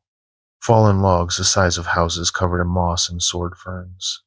The air smelled like damp earth and decomposition, rich, organic, ancient. We selected our first tree around 9 a.m. I geared up. Mitchell checked my harness and knots. Standard safety protocol. I started my ascent using mechanical ascenders on the rope I'd set with a throw line. Climbing in the redwoods is surreal. You pass through distinct zones. Ground level is dark, cool, carpeted with ferns and sorrel. 50 feet up, you hit the lower branches. Thick limbs that could support highways. 100 feet up, the light changes. Filtered green through needles. 200 feet up, you're in another world entirely. Bright, airy, with entire gardens growing in the accumulated soil on the branches. I reached my target zone at 230 feet, found several species of ferns, including one I hadn't documented before. Spent maybe 90 minutes up there, taking photos, collecting samples, making notes. "How's it going up there?" Mitchell called from below. "Great. Found something interesting. Give me another 30 minutes." "Copy that." I was photographing a particularly large fern cluster when I noticed something on a nearby branch, maybe 40 feet away, difficult to see through the needles and fog that still lingered at this height. It looked like a person, sitting on a branch, watching me. I adjusted my position, trying to get a better view. The figure didn't move. "Mitchell?" I called down. "Did someone else get a permit for this grove?" "Not that I know of. Why?" "I think I see someone else up here." Pause. "That's impossible. You'd need climbing gear. We're the only permitted researchers." I looked again. The figure was gone. I shook my head. Probably just a shadow, a trick of the light and fog. I finished my documentation and descended. Mitchell was sitting on a log reviewing photos on his camera. "Got some great shots of you up there," he said. "Want to see?" He showed me the images, standard stuff, to me in my climbing gear, harness, helmet, working at various heights. Then he scrolled to one that made me stop. "Wait, go back." He scrolled back. The image showed me at the base of the tree, standing with my back to the camera, looking up into the canopy. Except I'd never stood in that position. I'd climbed straight up, never stopped at the base to look up. "When did you take this?" I asked. "About 20 minutes ago. You had just started your descent, and I saw you, or I thought I saw you, at the base of the tree. Figured you'd rappelled down the backside for some reason, but then I heard you still climbing above me." I looked at the photo more closely. The figure was wearing my clothes, my red jacket, my gray pants, my climbing helmet. Same build, same height, but I couldn't see the face. It was angled away from the camera. "Mitchell, that's not me. I know. I realized that after I heard you calling down from above. But when I looked back at the base of the tree, nothing was there." We both stared at the photo. The timestamp showed 2:43 p.m. I checked my watch. It was now 3:15 p.m. "Equipment malfunction?" Mitchell suggested, but he didn't sound convinced. "Maybe. Let's document it and keep moving. We have 2 more trees to survey today." We spent the afternoon working on 2 additional trees, both shorter, around 150 feet. Nothing unusual happened. By 5 p.m., the light was fading, and we decided to make camp for the night. Cathedral Trees had a designated research campsite, just a flat area with a fire ring, about 50 yards from the grove itself. We set up our tent, hung our food bags, got a small fire going, ate dehydrated meals, and reviewed the day's data. "You ever heard stories about these old groves?" Mitchell asked, poking at the fire. "What kind of stories?" "I don't know. Local legends, Native American tales. The Yurok people have this area as part of their traditional territory. Some of their stories talk about beings that live in the old growth forests, guardians or spirits or something." "You believe in that?" He shrugged. "I don't not believe in it. These forests are ancient. Who knows what could be living in them?" I didn't respond. I'm a scientist. I believe in what I can measure, document, verify. But that photo was bothering me. We went to bed around 8 p.m. I woke up around 2 a.m. to use the bathroom, grabbed my headlamp and walked about 20 yards from the tent to the designated area. That's when I heard the singing. Someone was singing in the grove.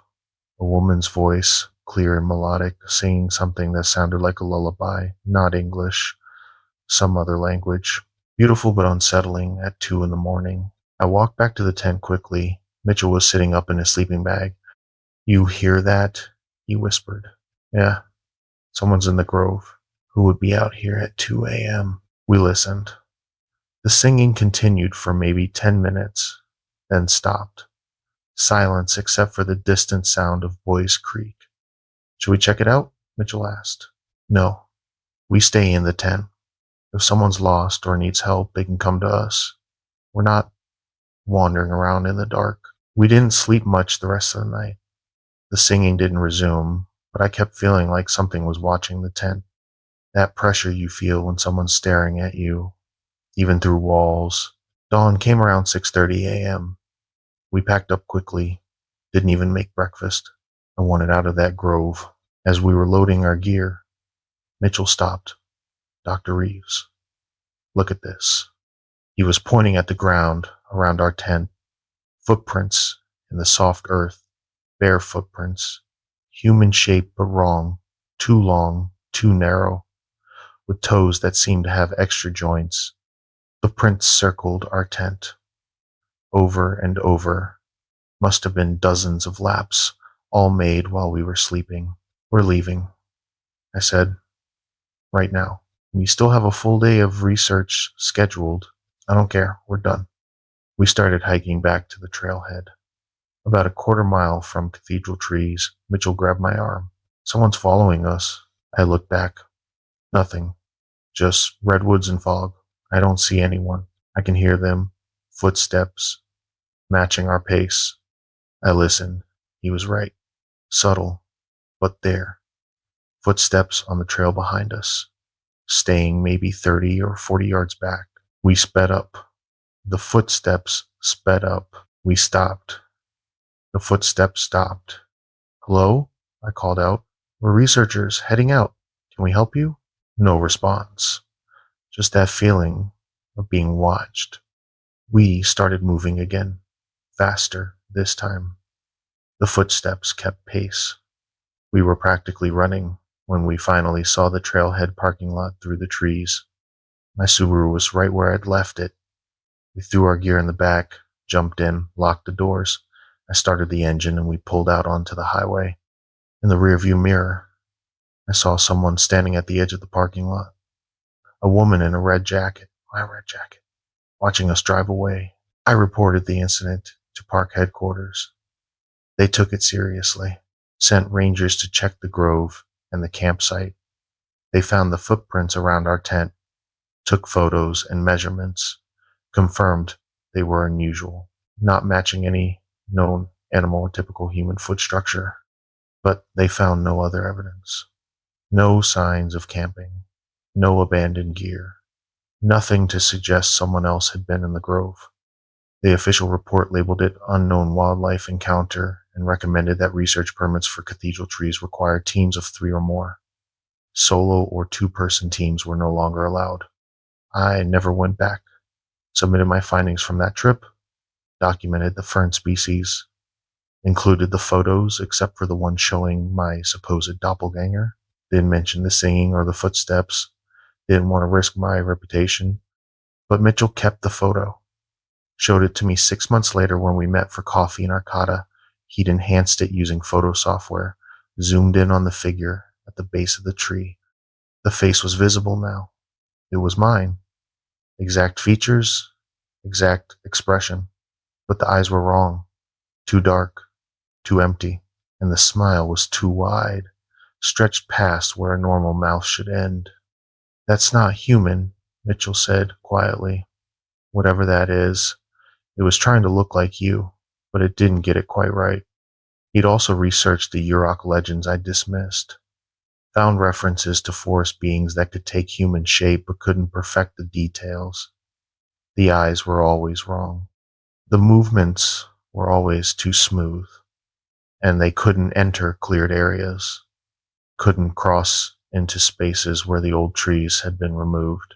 Cathedral Trees was surrounded by logged areas, second growth forests, clear cuts from the 1950s and 60s. The old grove was an island of ancient trees in a sea of younger forest. They're trapped, Mitchell said. Whatever lives in those old groves, they can't leave. They're bound to the ancient trees. That's folklore, not science. Then, how do you explain the photo? The footprints? The singing? I didn't have an answer then. Still don't. I focus my research on second growth forests now, trees under 100 years old, young ecosystems, nothing ancient, nothing that might be hosting something else. Because those old growth groves aren't empty. They're cathedrals, but what are we worshiping there? What's watching us from the canopy? What walks through the twilight at ground level, learning our shapes, practicing our voices? The redwoods have been here for millions of years. Humans have been in these forests for maybe 10,000. We're the newcomers. We're the invaders. And something in those ancient groves remembers what came before us. If you work in old growth forests, especially the coast redwoods, you don't work alone. Keep your camps outside the groves if possible. And if you see your own reflection where no mirror exists, or hear your own voice calling from the canopy, leave immediately. Don't try to rationalize it. Don't try to document it. Just leave. Because some things in those forests are older than us, smarter than us, and patient enough to wait centuries for the perfect opportunity to study us up close. If you've encountered something unexplainable in old growth forests, particularly the redwoods, share your story in the comments. Subscribe to this channel to stay informed about these encounters. We need to document this. We need to warn each other because the ancient groves hold more than just ancient trees. They hold something that's been watching us for a very long time. Stay safe out there, and remember, in the cathedral, you're not alone. My brother was drowning in Whiskeytown Lake. This happened August of 2023 during what should have been a simple fishing trip. It's why I sold my boat 3 weeks later and haven't been back to Whiskeytown since. Let me start from the beginning. My brother Colton and I have been fishing Whiskeytown Reservoir our whole lives. It's right outside Redding, about 3,000 acres of water surrounded by hills, part of the Whiskeytown Shasta Trinity National Recreation Area. Great fishing, rainbow trout, kokanee, salmon, bass. We'd go out maybe twice a month during the summer, usually early morning or late evening when the fish were most active. That particular Saturday in August, we decided to go at dawn, beat the heat, beat the crowds. We launched my 16-foot aluminum boat from the Brandy Creek Marina around 5:30 a.m. Temperature was already 70 degrees, forecast calling for over 100 by afternoon. Lake was glass calm, no other boats out yet, just us and the morning mist. We motored out to one of our usual spots, a cove on the northwest end near Tower House Historic District. Good depth, structure from submerged trees, usually productive. We killed the engine and started setting up our rods. Water's low this year, Colton said, looking at the shoreline. Drought's hitting hard. He was right. You could see the bathtub ring, the white mineral deposits, marking where the water level used to be. The lake was down maybe 30 feet from full capacity. Rocks and stumps that were usually underwater were now exposed. We fished for about an hour, caught a few small trout, nothing worth keeping. The sun was coming up, burning off the mist, starting to warm the air. Other boats were launching from the marina. We could hear their engines in the distance. That's when Colton hooked something big, his rod bent double, line screaming off the reel. I got something heavy. Don't horse it. Let it run. He played it for maybe 5 minutes, rod tip dipping, line cutting through the water. Whatever it was strong. Too strong for a trout or bass. I think it snagged, he finally said. Not moving anymore. Just dead weight. Cut the line. We'll tie on a new rig. But Colton's stubborn. He started reeling hard, trying to pull free whatever was caught. The line angle showed it was deep, maybe 40 feet down. It's coming up, he grunted. Whatever it is. He reeled steadily. The line came up vertical, straight down from the boat. Then we saw it breaking the surface. Not a fish. Not a log. A backpack. A hiking backpack, dark green, waterlogged, covered in algae. Colton's hook had snagged one of the straps. What the hell? He muttered, pulling it alongside the boat.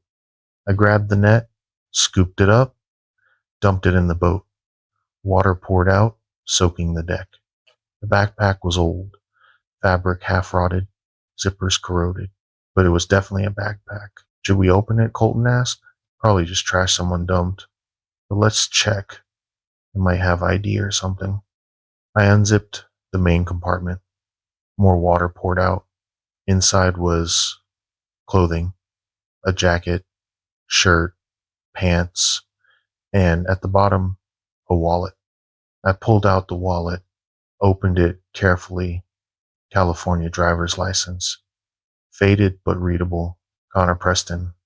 DOB, May 14, 1994. Address in Reading. Expiration date 2014. 2014, Colton said. That's 9 years ago. Look at the photo. The license photo showed a young guy, maybe 20 years old, brown hair, confident smile. You recognize him? Colton asked. No, but we should report this. Could be from a drowning. Whiskeytown had drownings every few years, usually swimming accidents, occasionally boating incidents. Bodies weren't always recovered. I pulled out my phone. No service. Too far from the marina. We'd have to motor back to report it. That's when we heard the splashing, someone swimming, fast strokes coming from the direction of the shore, maybe 100 yards away. We both turned to look. Through the morning glare on the water, I could see someone's head and arms. Freestyle stroke, strong, heading straight toward us. Someone swimming out here? Colton said. That's weird. We're like a quarter mile from shore. The swimmer got closer. 50 yards. 30 yards. I could see it was a young man, brown hair, strong swimmer. Hey, I called out. You okay? Need help? The swimmer didn't respond, just kept coming. 20 yards.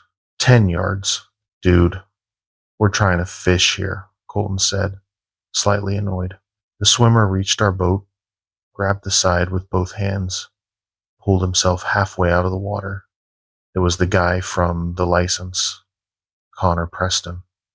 Same face, same brown hair, looking exactly like the photo from 2014. He stared at us with wide eyes, mouth open like he was trying to speak but couldn't. Water poured from his mouth, his nose. His hands on the boat rail were wrinkled, waterlogged, like he'd been submerged for hours. Are you okay? I asked, reaching for him. He grabbed my wrist. His grip was ice cold. His eyes locked onto mine, and I saw pure terror in them. Help me, he rasped. Can't stop. And then he let go and sank straight down, disappeared under the water, without a splash or struggle, just gone. What the hell? Colton shouted. Where'd he go? We both looked over the side. The water was clear. We could see down 20 feet. No one there. No bubbles. No movement. Start the engine, I yelled. We need to get help. Colton scrambled to the back of the boat, yanked the starter cord. The engine coughed, died. He tried again. Same result. It's flooded or something, won't start. I grabbed the oars from under the seats. We'd row back if we had to. That's when Colton screamed, Nash! Nash! Look. He was pointing at the water. 20 feet from the boat, someone was floating face up, not moving. Dead man's float. It was Connor Preston again. Same guy. Same face. But this time he was wearing the clothes from the backpack we'd pulled up. The green jacket. The faded shirt. That's impossible, I whispered. He just sank. He was in swimming trunks, not. The body started to sink. Slowly. Not like a person sinking, like it was being pulled down by something underneath. The engine suddenly roared to life. Colton hadn't touched it. Go! Go! I shouted. Colton gunned the throttle. The boat lurched forward, engine screaming. We headed straight toward the marina, full speed. Behind us, I saw 3 more bodies float to the surface, all Connor Preston, all wearing different clothes, all staring at the sky with dead, empty eyes. We made it to the marina in maybe 10 minutes, flew up to the dock, nearly crashed into it. I jumped out, tied off the boat with shaking hands. The marina office was open. An older guy named Frank worked the desk, been there forever, knew everyone. Frank, we need to call the Rangers. There's bodies in the water. Frank looked up from his newspaper. Slow down. What bodies? Out in the Northwest Cove, multiple bodies, same guy, over and over, and we found a backpack with ID. Connor Preston from 2014. Frank's face went pale. He stood up slowly. You found Connor's pack? It's, you know him? Yeah. He went missing August of 2014 when kayaking alone never came back. They searched for weeks, never found him or his kayak, just gone. Well, we found his backpack and we saw him swimming, then drowning, then multiple versions of him. Frank grabbed the radio, called the park rangers. They arrived within 20 minutes. We took him out to the cove in their patrol boat, brought the backpack as evidence. The water was empty, no bodies, no swimmers, nothing unusual. The rangers searched for 2 hours, used sonar to scan the bottom, found some submerged trees, a few tires someone had dumped, one old kayak wedged in the rocks about 50 feet down. They brought the kayak up, green, 14 feet, heavily damaged. The hull had a registration number sticker that matched Connor Preston's reported missing kayak, but no body, no remains, nothing. The rangers took our statements, photographed the backpack, sent the wallet to the sheriff's department, told us the heat and stress probably made us misidentify a floating log or debris as a person. We didn't argue, just nodded and went home. But Colton and I know what we saw. That wasn't a log. That wasn't debris. That was Connor Preston, or something wearing his face, playing out his death over and over. I did some research. Whiskeytown was created in 1963 when they dammed Clear Creek. The reservoir flooded the town of Old Shasta. Buildings, roads, bridges, everything's still down there, preserved under the water. And since the reservoir opened, there have been 18 confirmed drowning deaths, 18 people who went into the water and never came out. Bodies recovered for less than half of them. What happens to the ones they don't recover? What happens to someone who drowns in water that's covering a drowned town? I think Connor Preston is still down there, still drowning, still trying to get help, trapped in whatever moment his kayak capsized and he couldn't make it to shore. And I think he's not alone. I sold my boat 3 weeks later, posted it online, took the first offer, didn't even haggle. The new owner asked why I was selling such a nice boat for so cheap. I told him I was moving, didn't have time for fishing anymore. That was a lie. The truth is, I can't go back to Whiskeytown. Can't look at that water without seeing Connor's face, his terrified eyes, his waterlogged hands grabbing my wrist.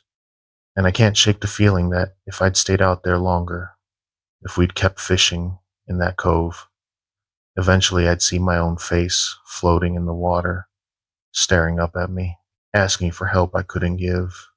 Colton doesn't fish anymore either. Won't even drive past the reservoir. Takes the long way into town to avoid it. Frank, the marina manager, quit 2 months after our incident. Just walked away from a job he'd had for 20 years. I called him once to ask why. He said he'd seen things over the years. Boats that came back with fewer people than left. Swimmers who waved from the water but were never found. Voices calling from the shoreline after dark. He said he'd ignored it for too long, made excuses, but after what happened to us, after Connor's backpack came up after 9 years, he couldn't ignore it anymore. That lake doesn't give up its dead, he told me. It keeps them, and I think they're trying to leave. If you fish or boat on Whiskeytown, be careful. Don't go alone. Don't go to the remote coves. And if you see someone swimming too far from shore, someone who shouldn't be there, don't try to help them. Radio the rangers and stay in your boat, because some of those swimmers have been trying to reach the surface for years, decades, and they don't know they're already dead. The water looks peaceful, reflects the sky like a mirror, but mirrors show both sides, and Whiskeytown reflects something underneath that's been waiting a long time to be seen.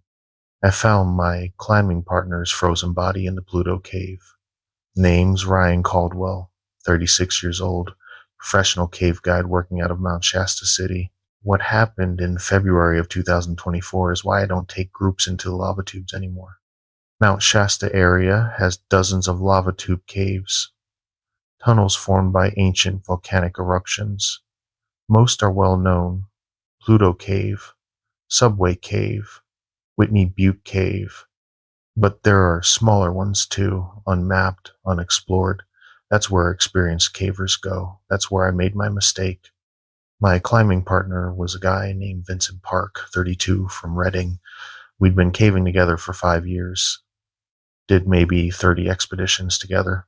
Solid, competent, safety focused. The kind of person you trust with your life underground. That February, we decided to explore a cave system we'd heard about from another caver, an unmapped tube near the northeast side of Shasta. It's supposed to have interesting ice formations, unusual mineral deposits. Access required hiking about 3 miles through snow, then descending into a small entrance hidden by boulders. We started Friday morning around 9 a.m.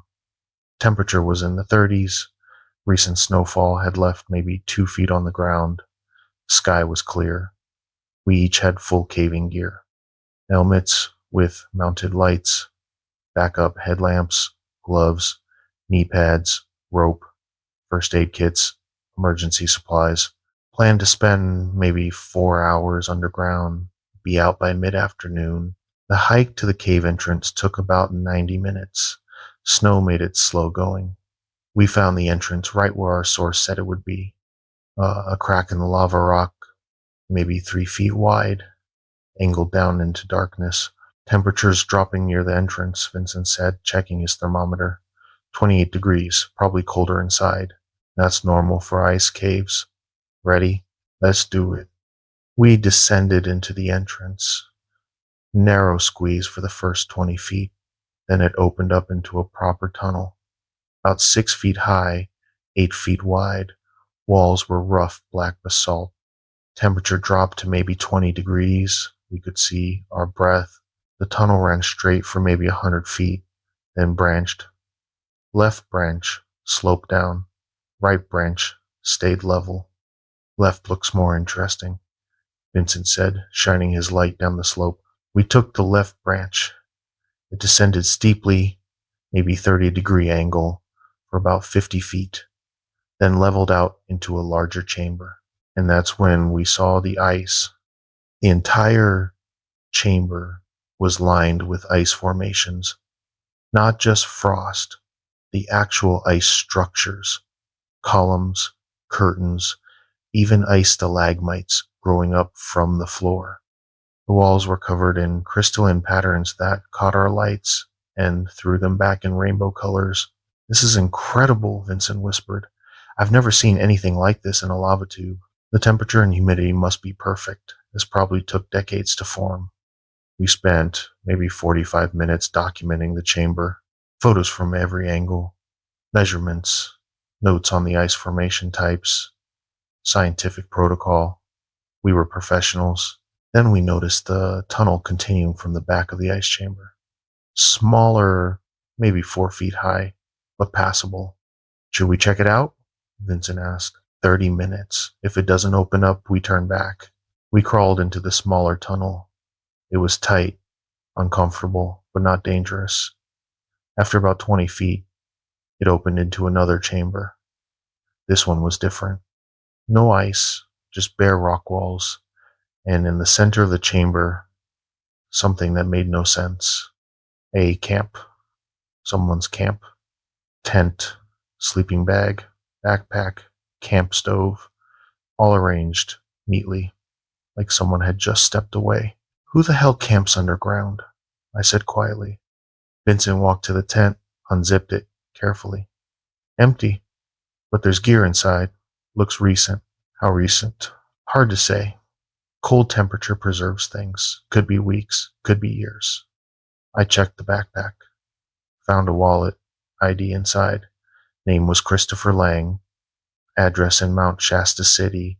License issued 2018. Christopher Lang, I said. You know him? No. Should I? I pulled out my phone. No service this deep, but I downloaded offline maps and had some local information. Scrolled through my notes. Christopher Lang, reported missing January 2019.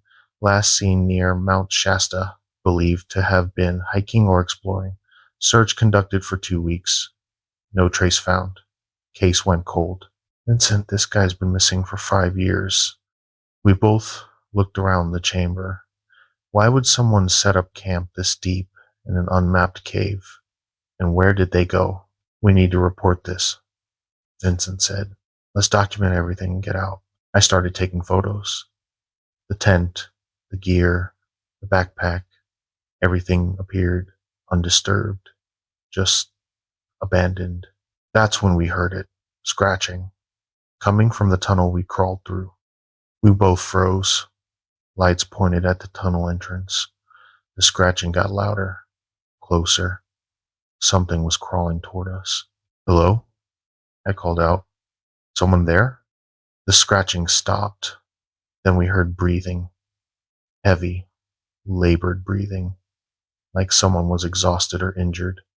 A figure emerged from the tunnel, on all fours, crawling, wearing hiking clothes, gray jacket, beanie. Help, the figure rasped. Please, help me. It was a man, young, maybe late 20s. His face was pale, lips blue, hypothermic. Vincent rushed forward. Hey, buddy, you okay? What happened? The man looked up at us. His eyes were wrong, too wide, pupils too dilated, and he was smiling. This stretched, impossible smile. I'm lost, he said in a voice that didn't match his appearance. Too deep, too resonant. I've been lost so long. What's your name? I asked. Christopher Lang. Vincent and I looked at each other. Christopher Lang had been missing for 5 years. Christopher, Vincent said carefully, we're going to help you. Can you stand? I tried to leave, Christopher said, still smiling. But it won't let me.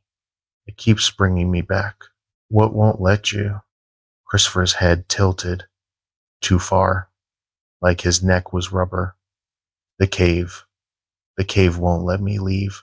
Then he lunged. Not at us. At the tunnel. Crawling fast. Scrambling over the rocks.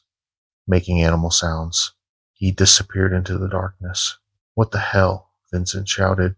We heard him moving through the tunnel.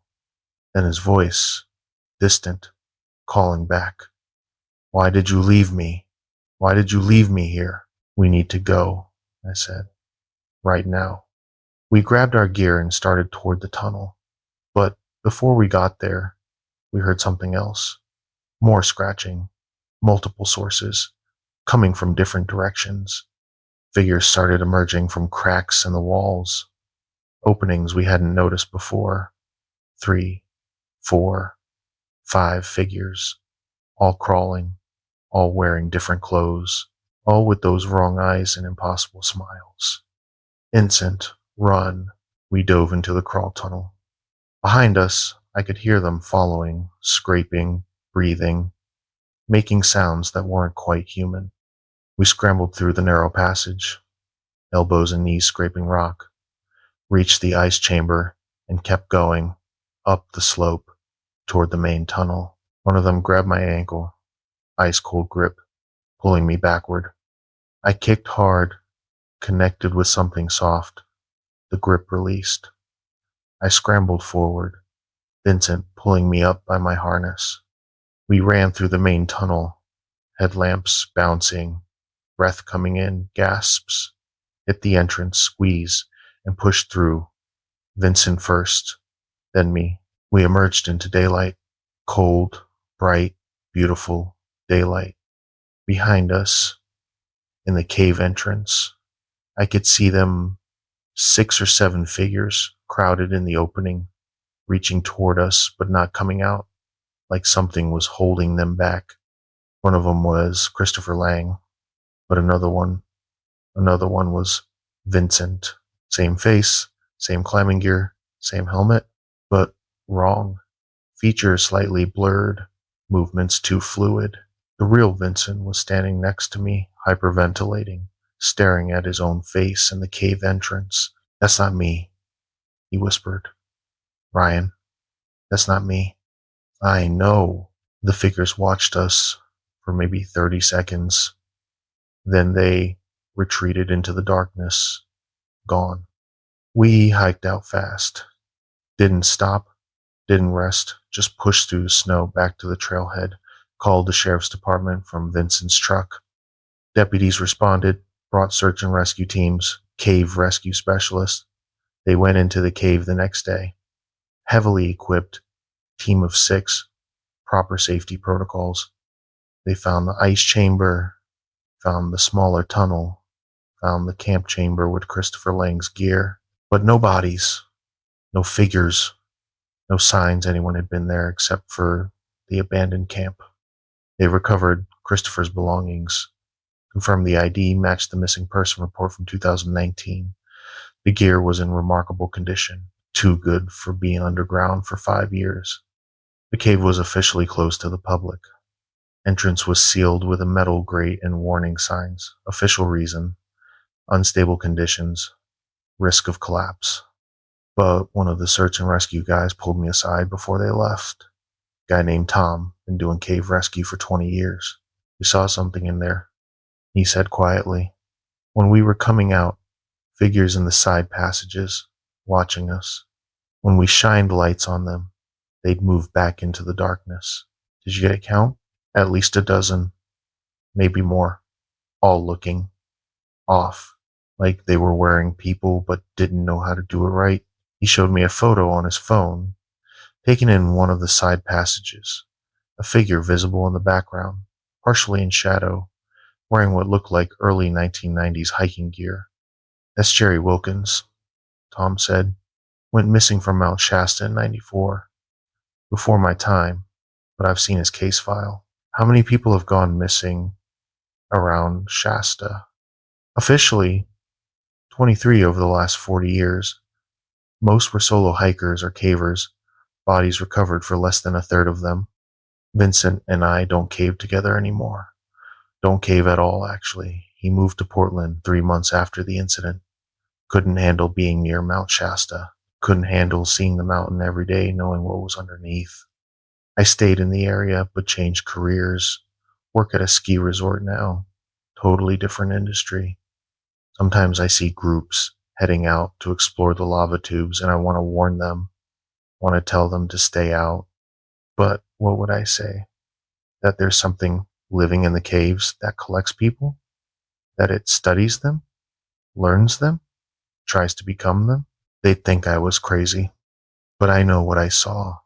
I know what grabbed my ankle in that tunnel. And I know that whatever's down there has been collecting people for decades, maybe longer. The lava tubes around Mount Shasta are ancient. Some of them formed thousands of years ago, and I think something's been down there the whole time. Something that watches, waits, takes what it needs. Christopher Lang is still missing. Officially, his body was never recovered. Neither were the dozen others Tom photographed in the cave. But they're down there, all of them, trapped in the darkness, trying to remember how to be human.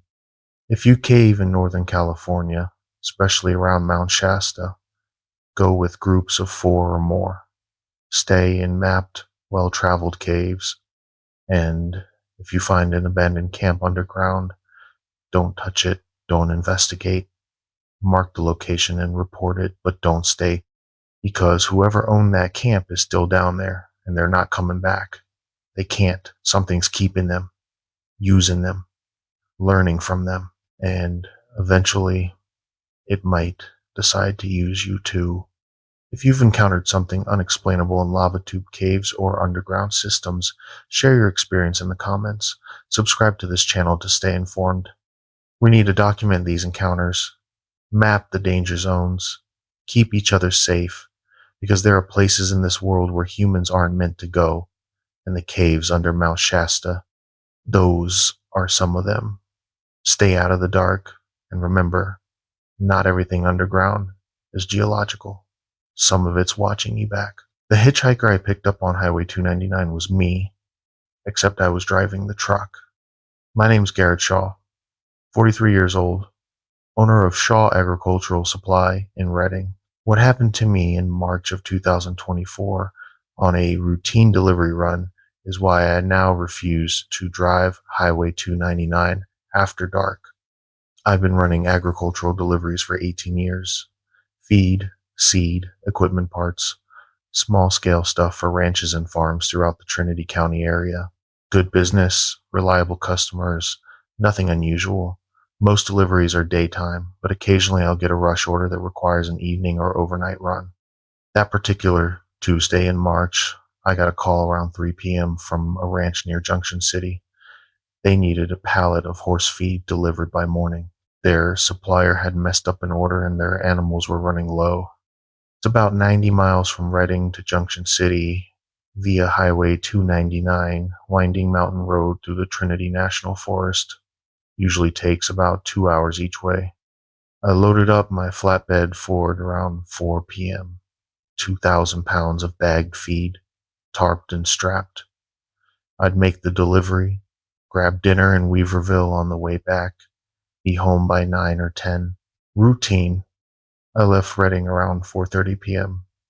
Stopped for gas in Weaverville around 5:15. Grabbed a coffee and a sandwich. Back on the road by 5:30.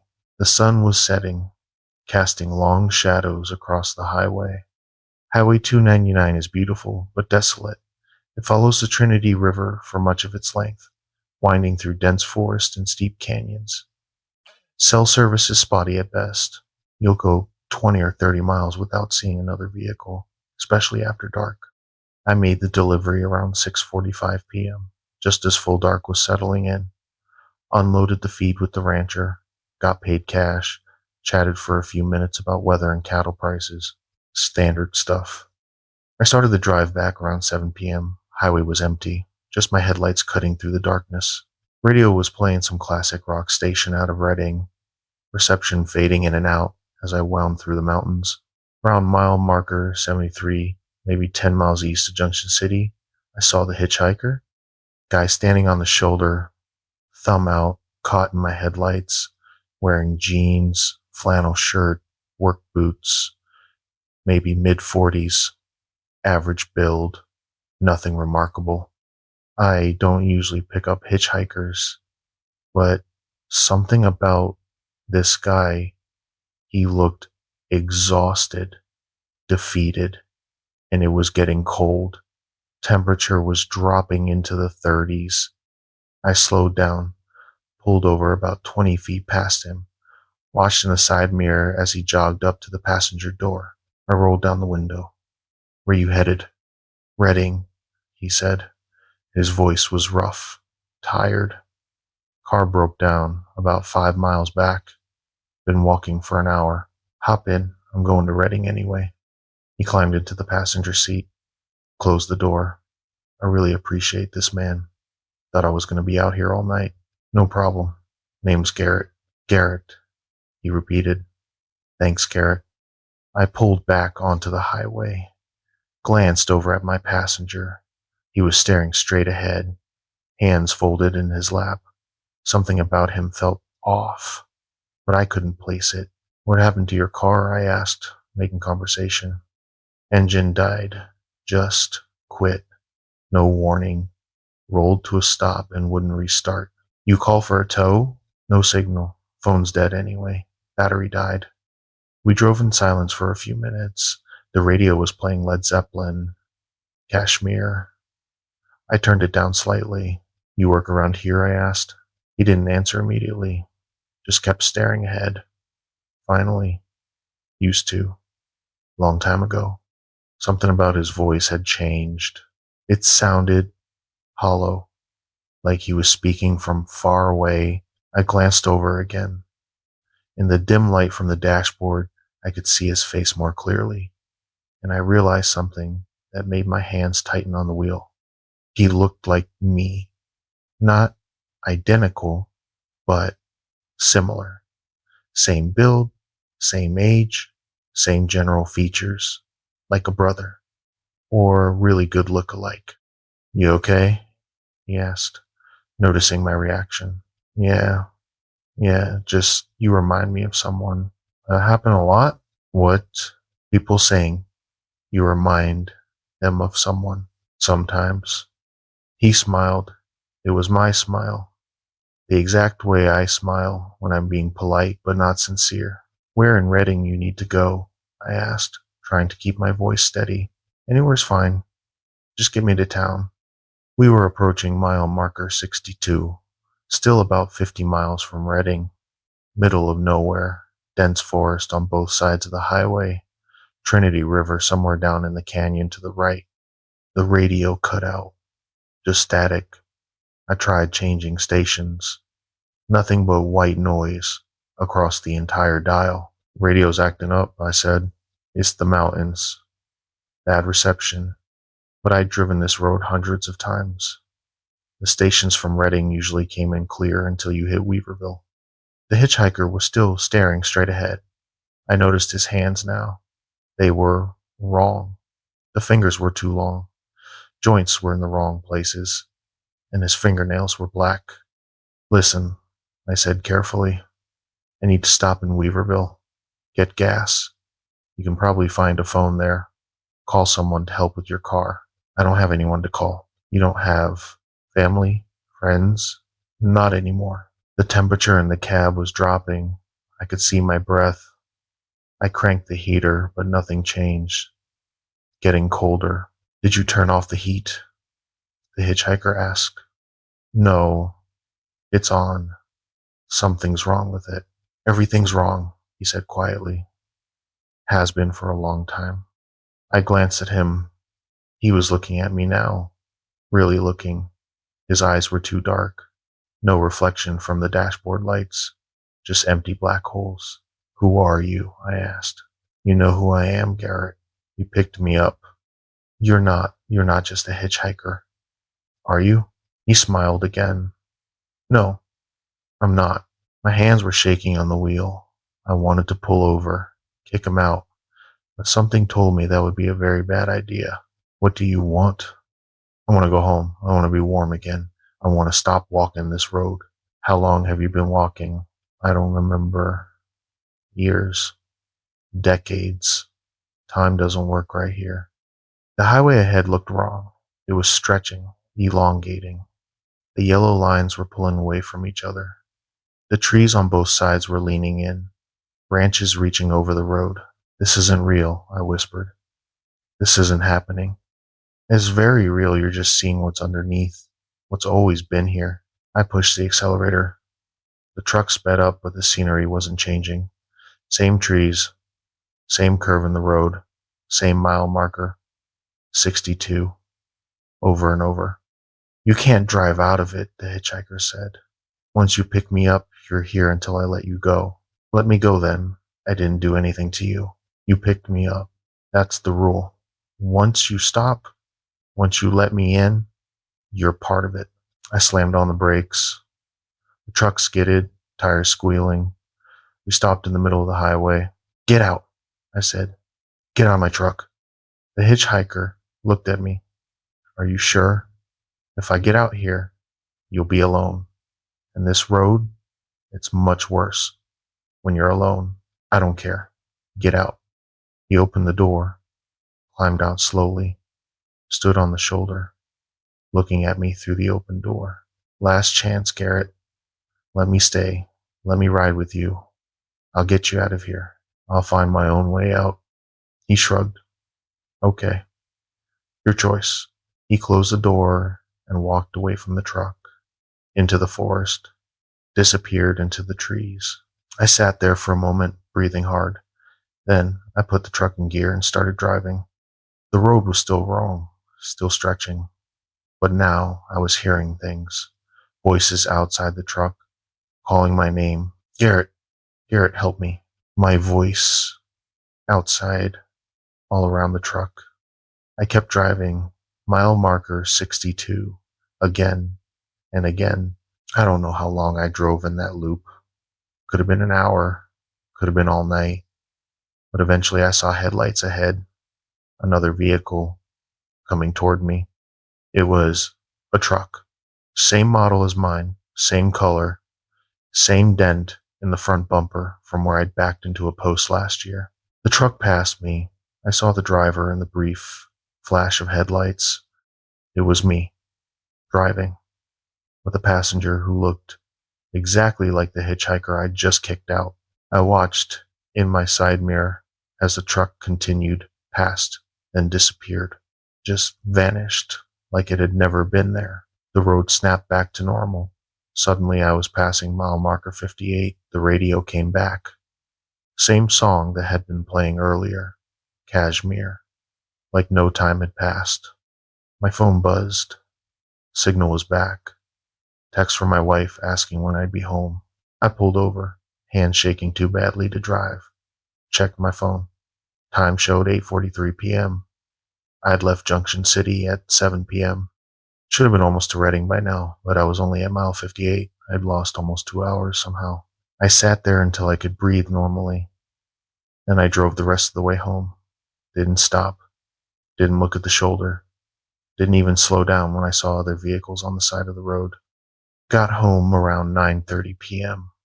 Wife asked what took so long. I told her I'd stopped for dinner in Weaverville. She said that was strange because she'd called the diner there and they hadn't seen me. I didn't have an answer for that. Still don't. I reported the incident to the CHP the next day. Told them I'd picked up a hitchhiker who seemed unstable. Kicked him out near mile marker 62. They said they'd send a patrol to check but never found anyone. 2 weeks later, I was talking to another delivery driver at a supply depot in Reading. He asked if I'd been running Highway 299 lately. And I said, yeah. Why? He said there'd been reports, other drivers picking up a hitchhiker near mile marker 62 who looked exactly like them. Some drivers said the hitchhiker told them he'd been walking for decades. Others said the hitchhiker took them on a loop. Same stretch of road over and over until they either let him stay or kicked him out. One driver said he'd let the hitchhiker stay in the truck, gave him a ride all the way to Reading. When they got there, the hitchhiker thanked him and got out. The driver went home. His wife said he'd been missing for 3 days, but the driver insisted he'd just done the 2-hour run from Junction City. His truck's odometer showed he'd driven over 600 miles on a 90-mile stretch of highway. I don't drive 299 after dark anymore. I take Highway 89 or go around through Interstate 5. Even though it adds 2 hours to the trip, I don't care. I'm not going back to that road at night because I think there's something out there that's been hitchhiking for a very long time. Something that studies the people who pick it up, learns them, becomes them.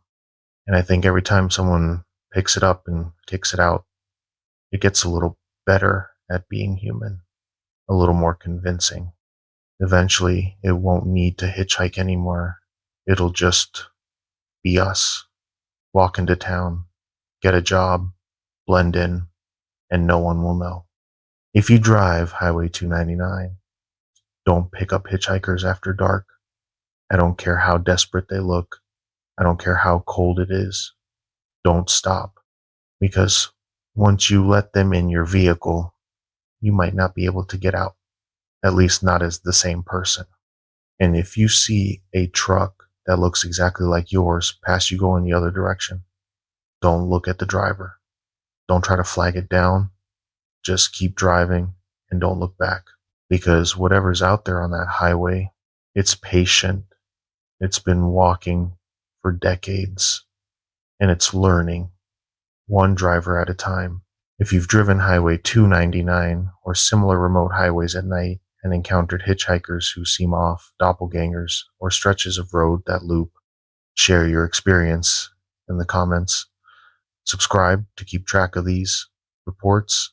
We need to map these encounters, identify the danger zones, warn each other, because there are roads in this world where normal rules don't apply, where time moves differently, where things that aren't quite human walk the shoulder, waiting for someone kind enough or foolish enough to stop.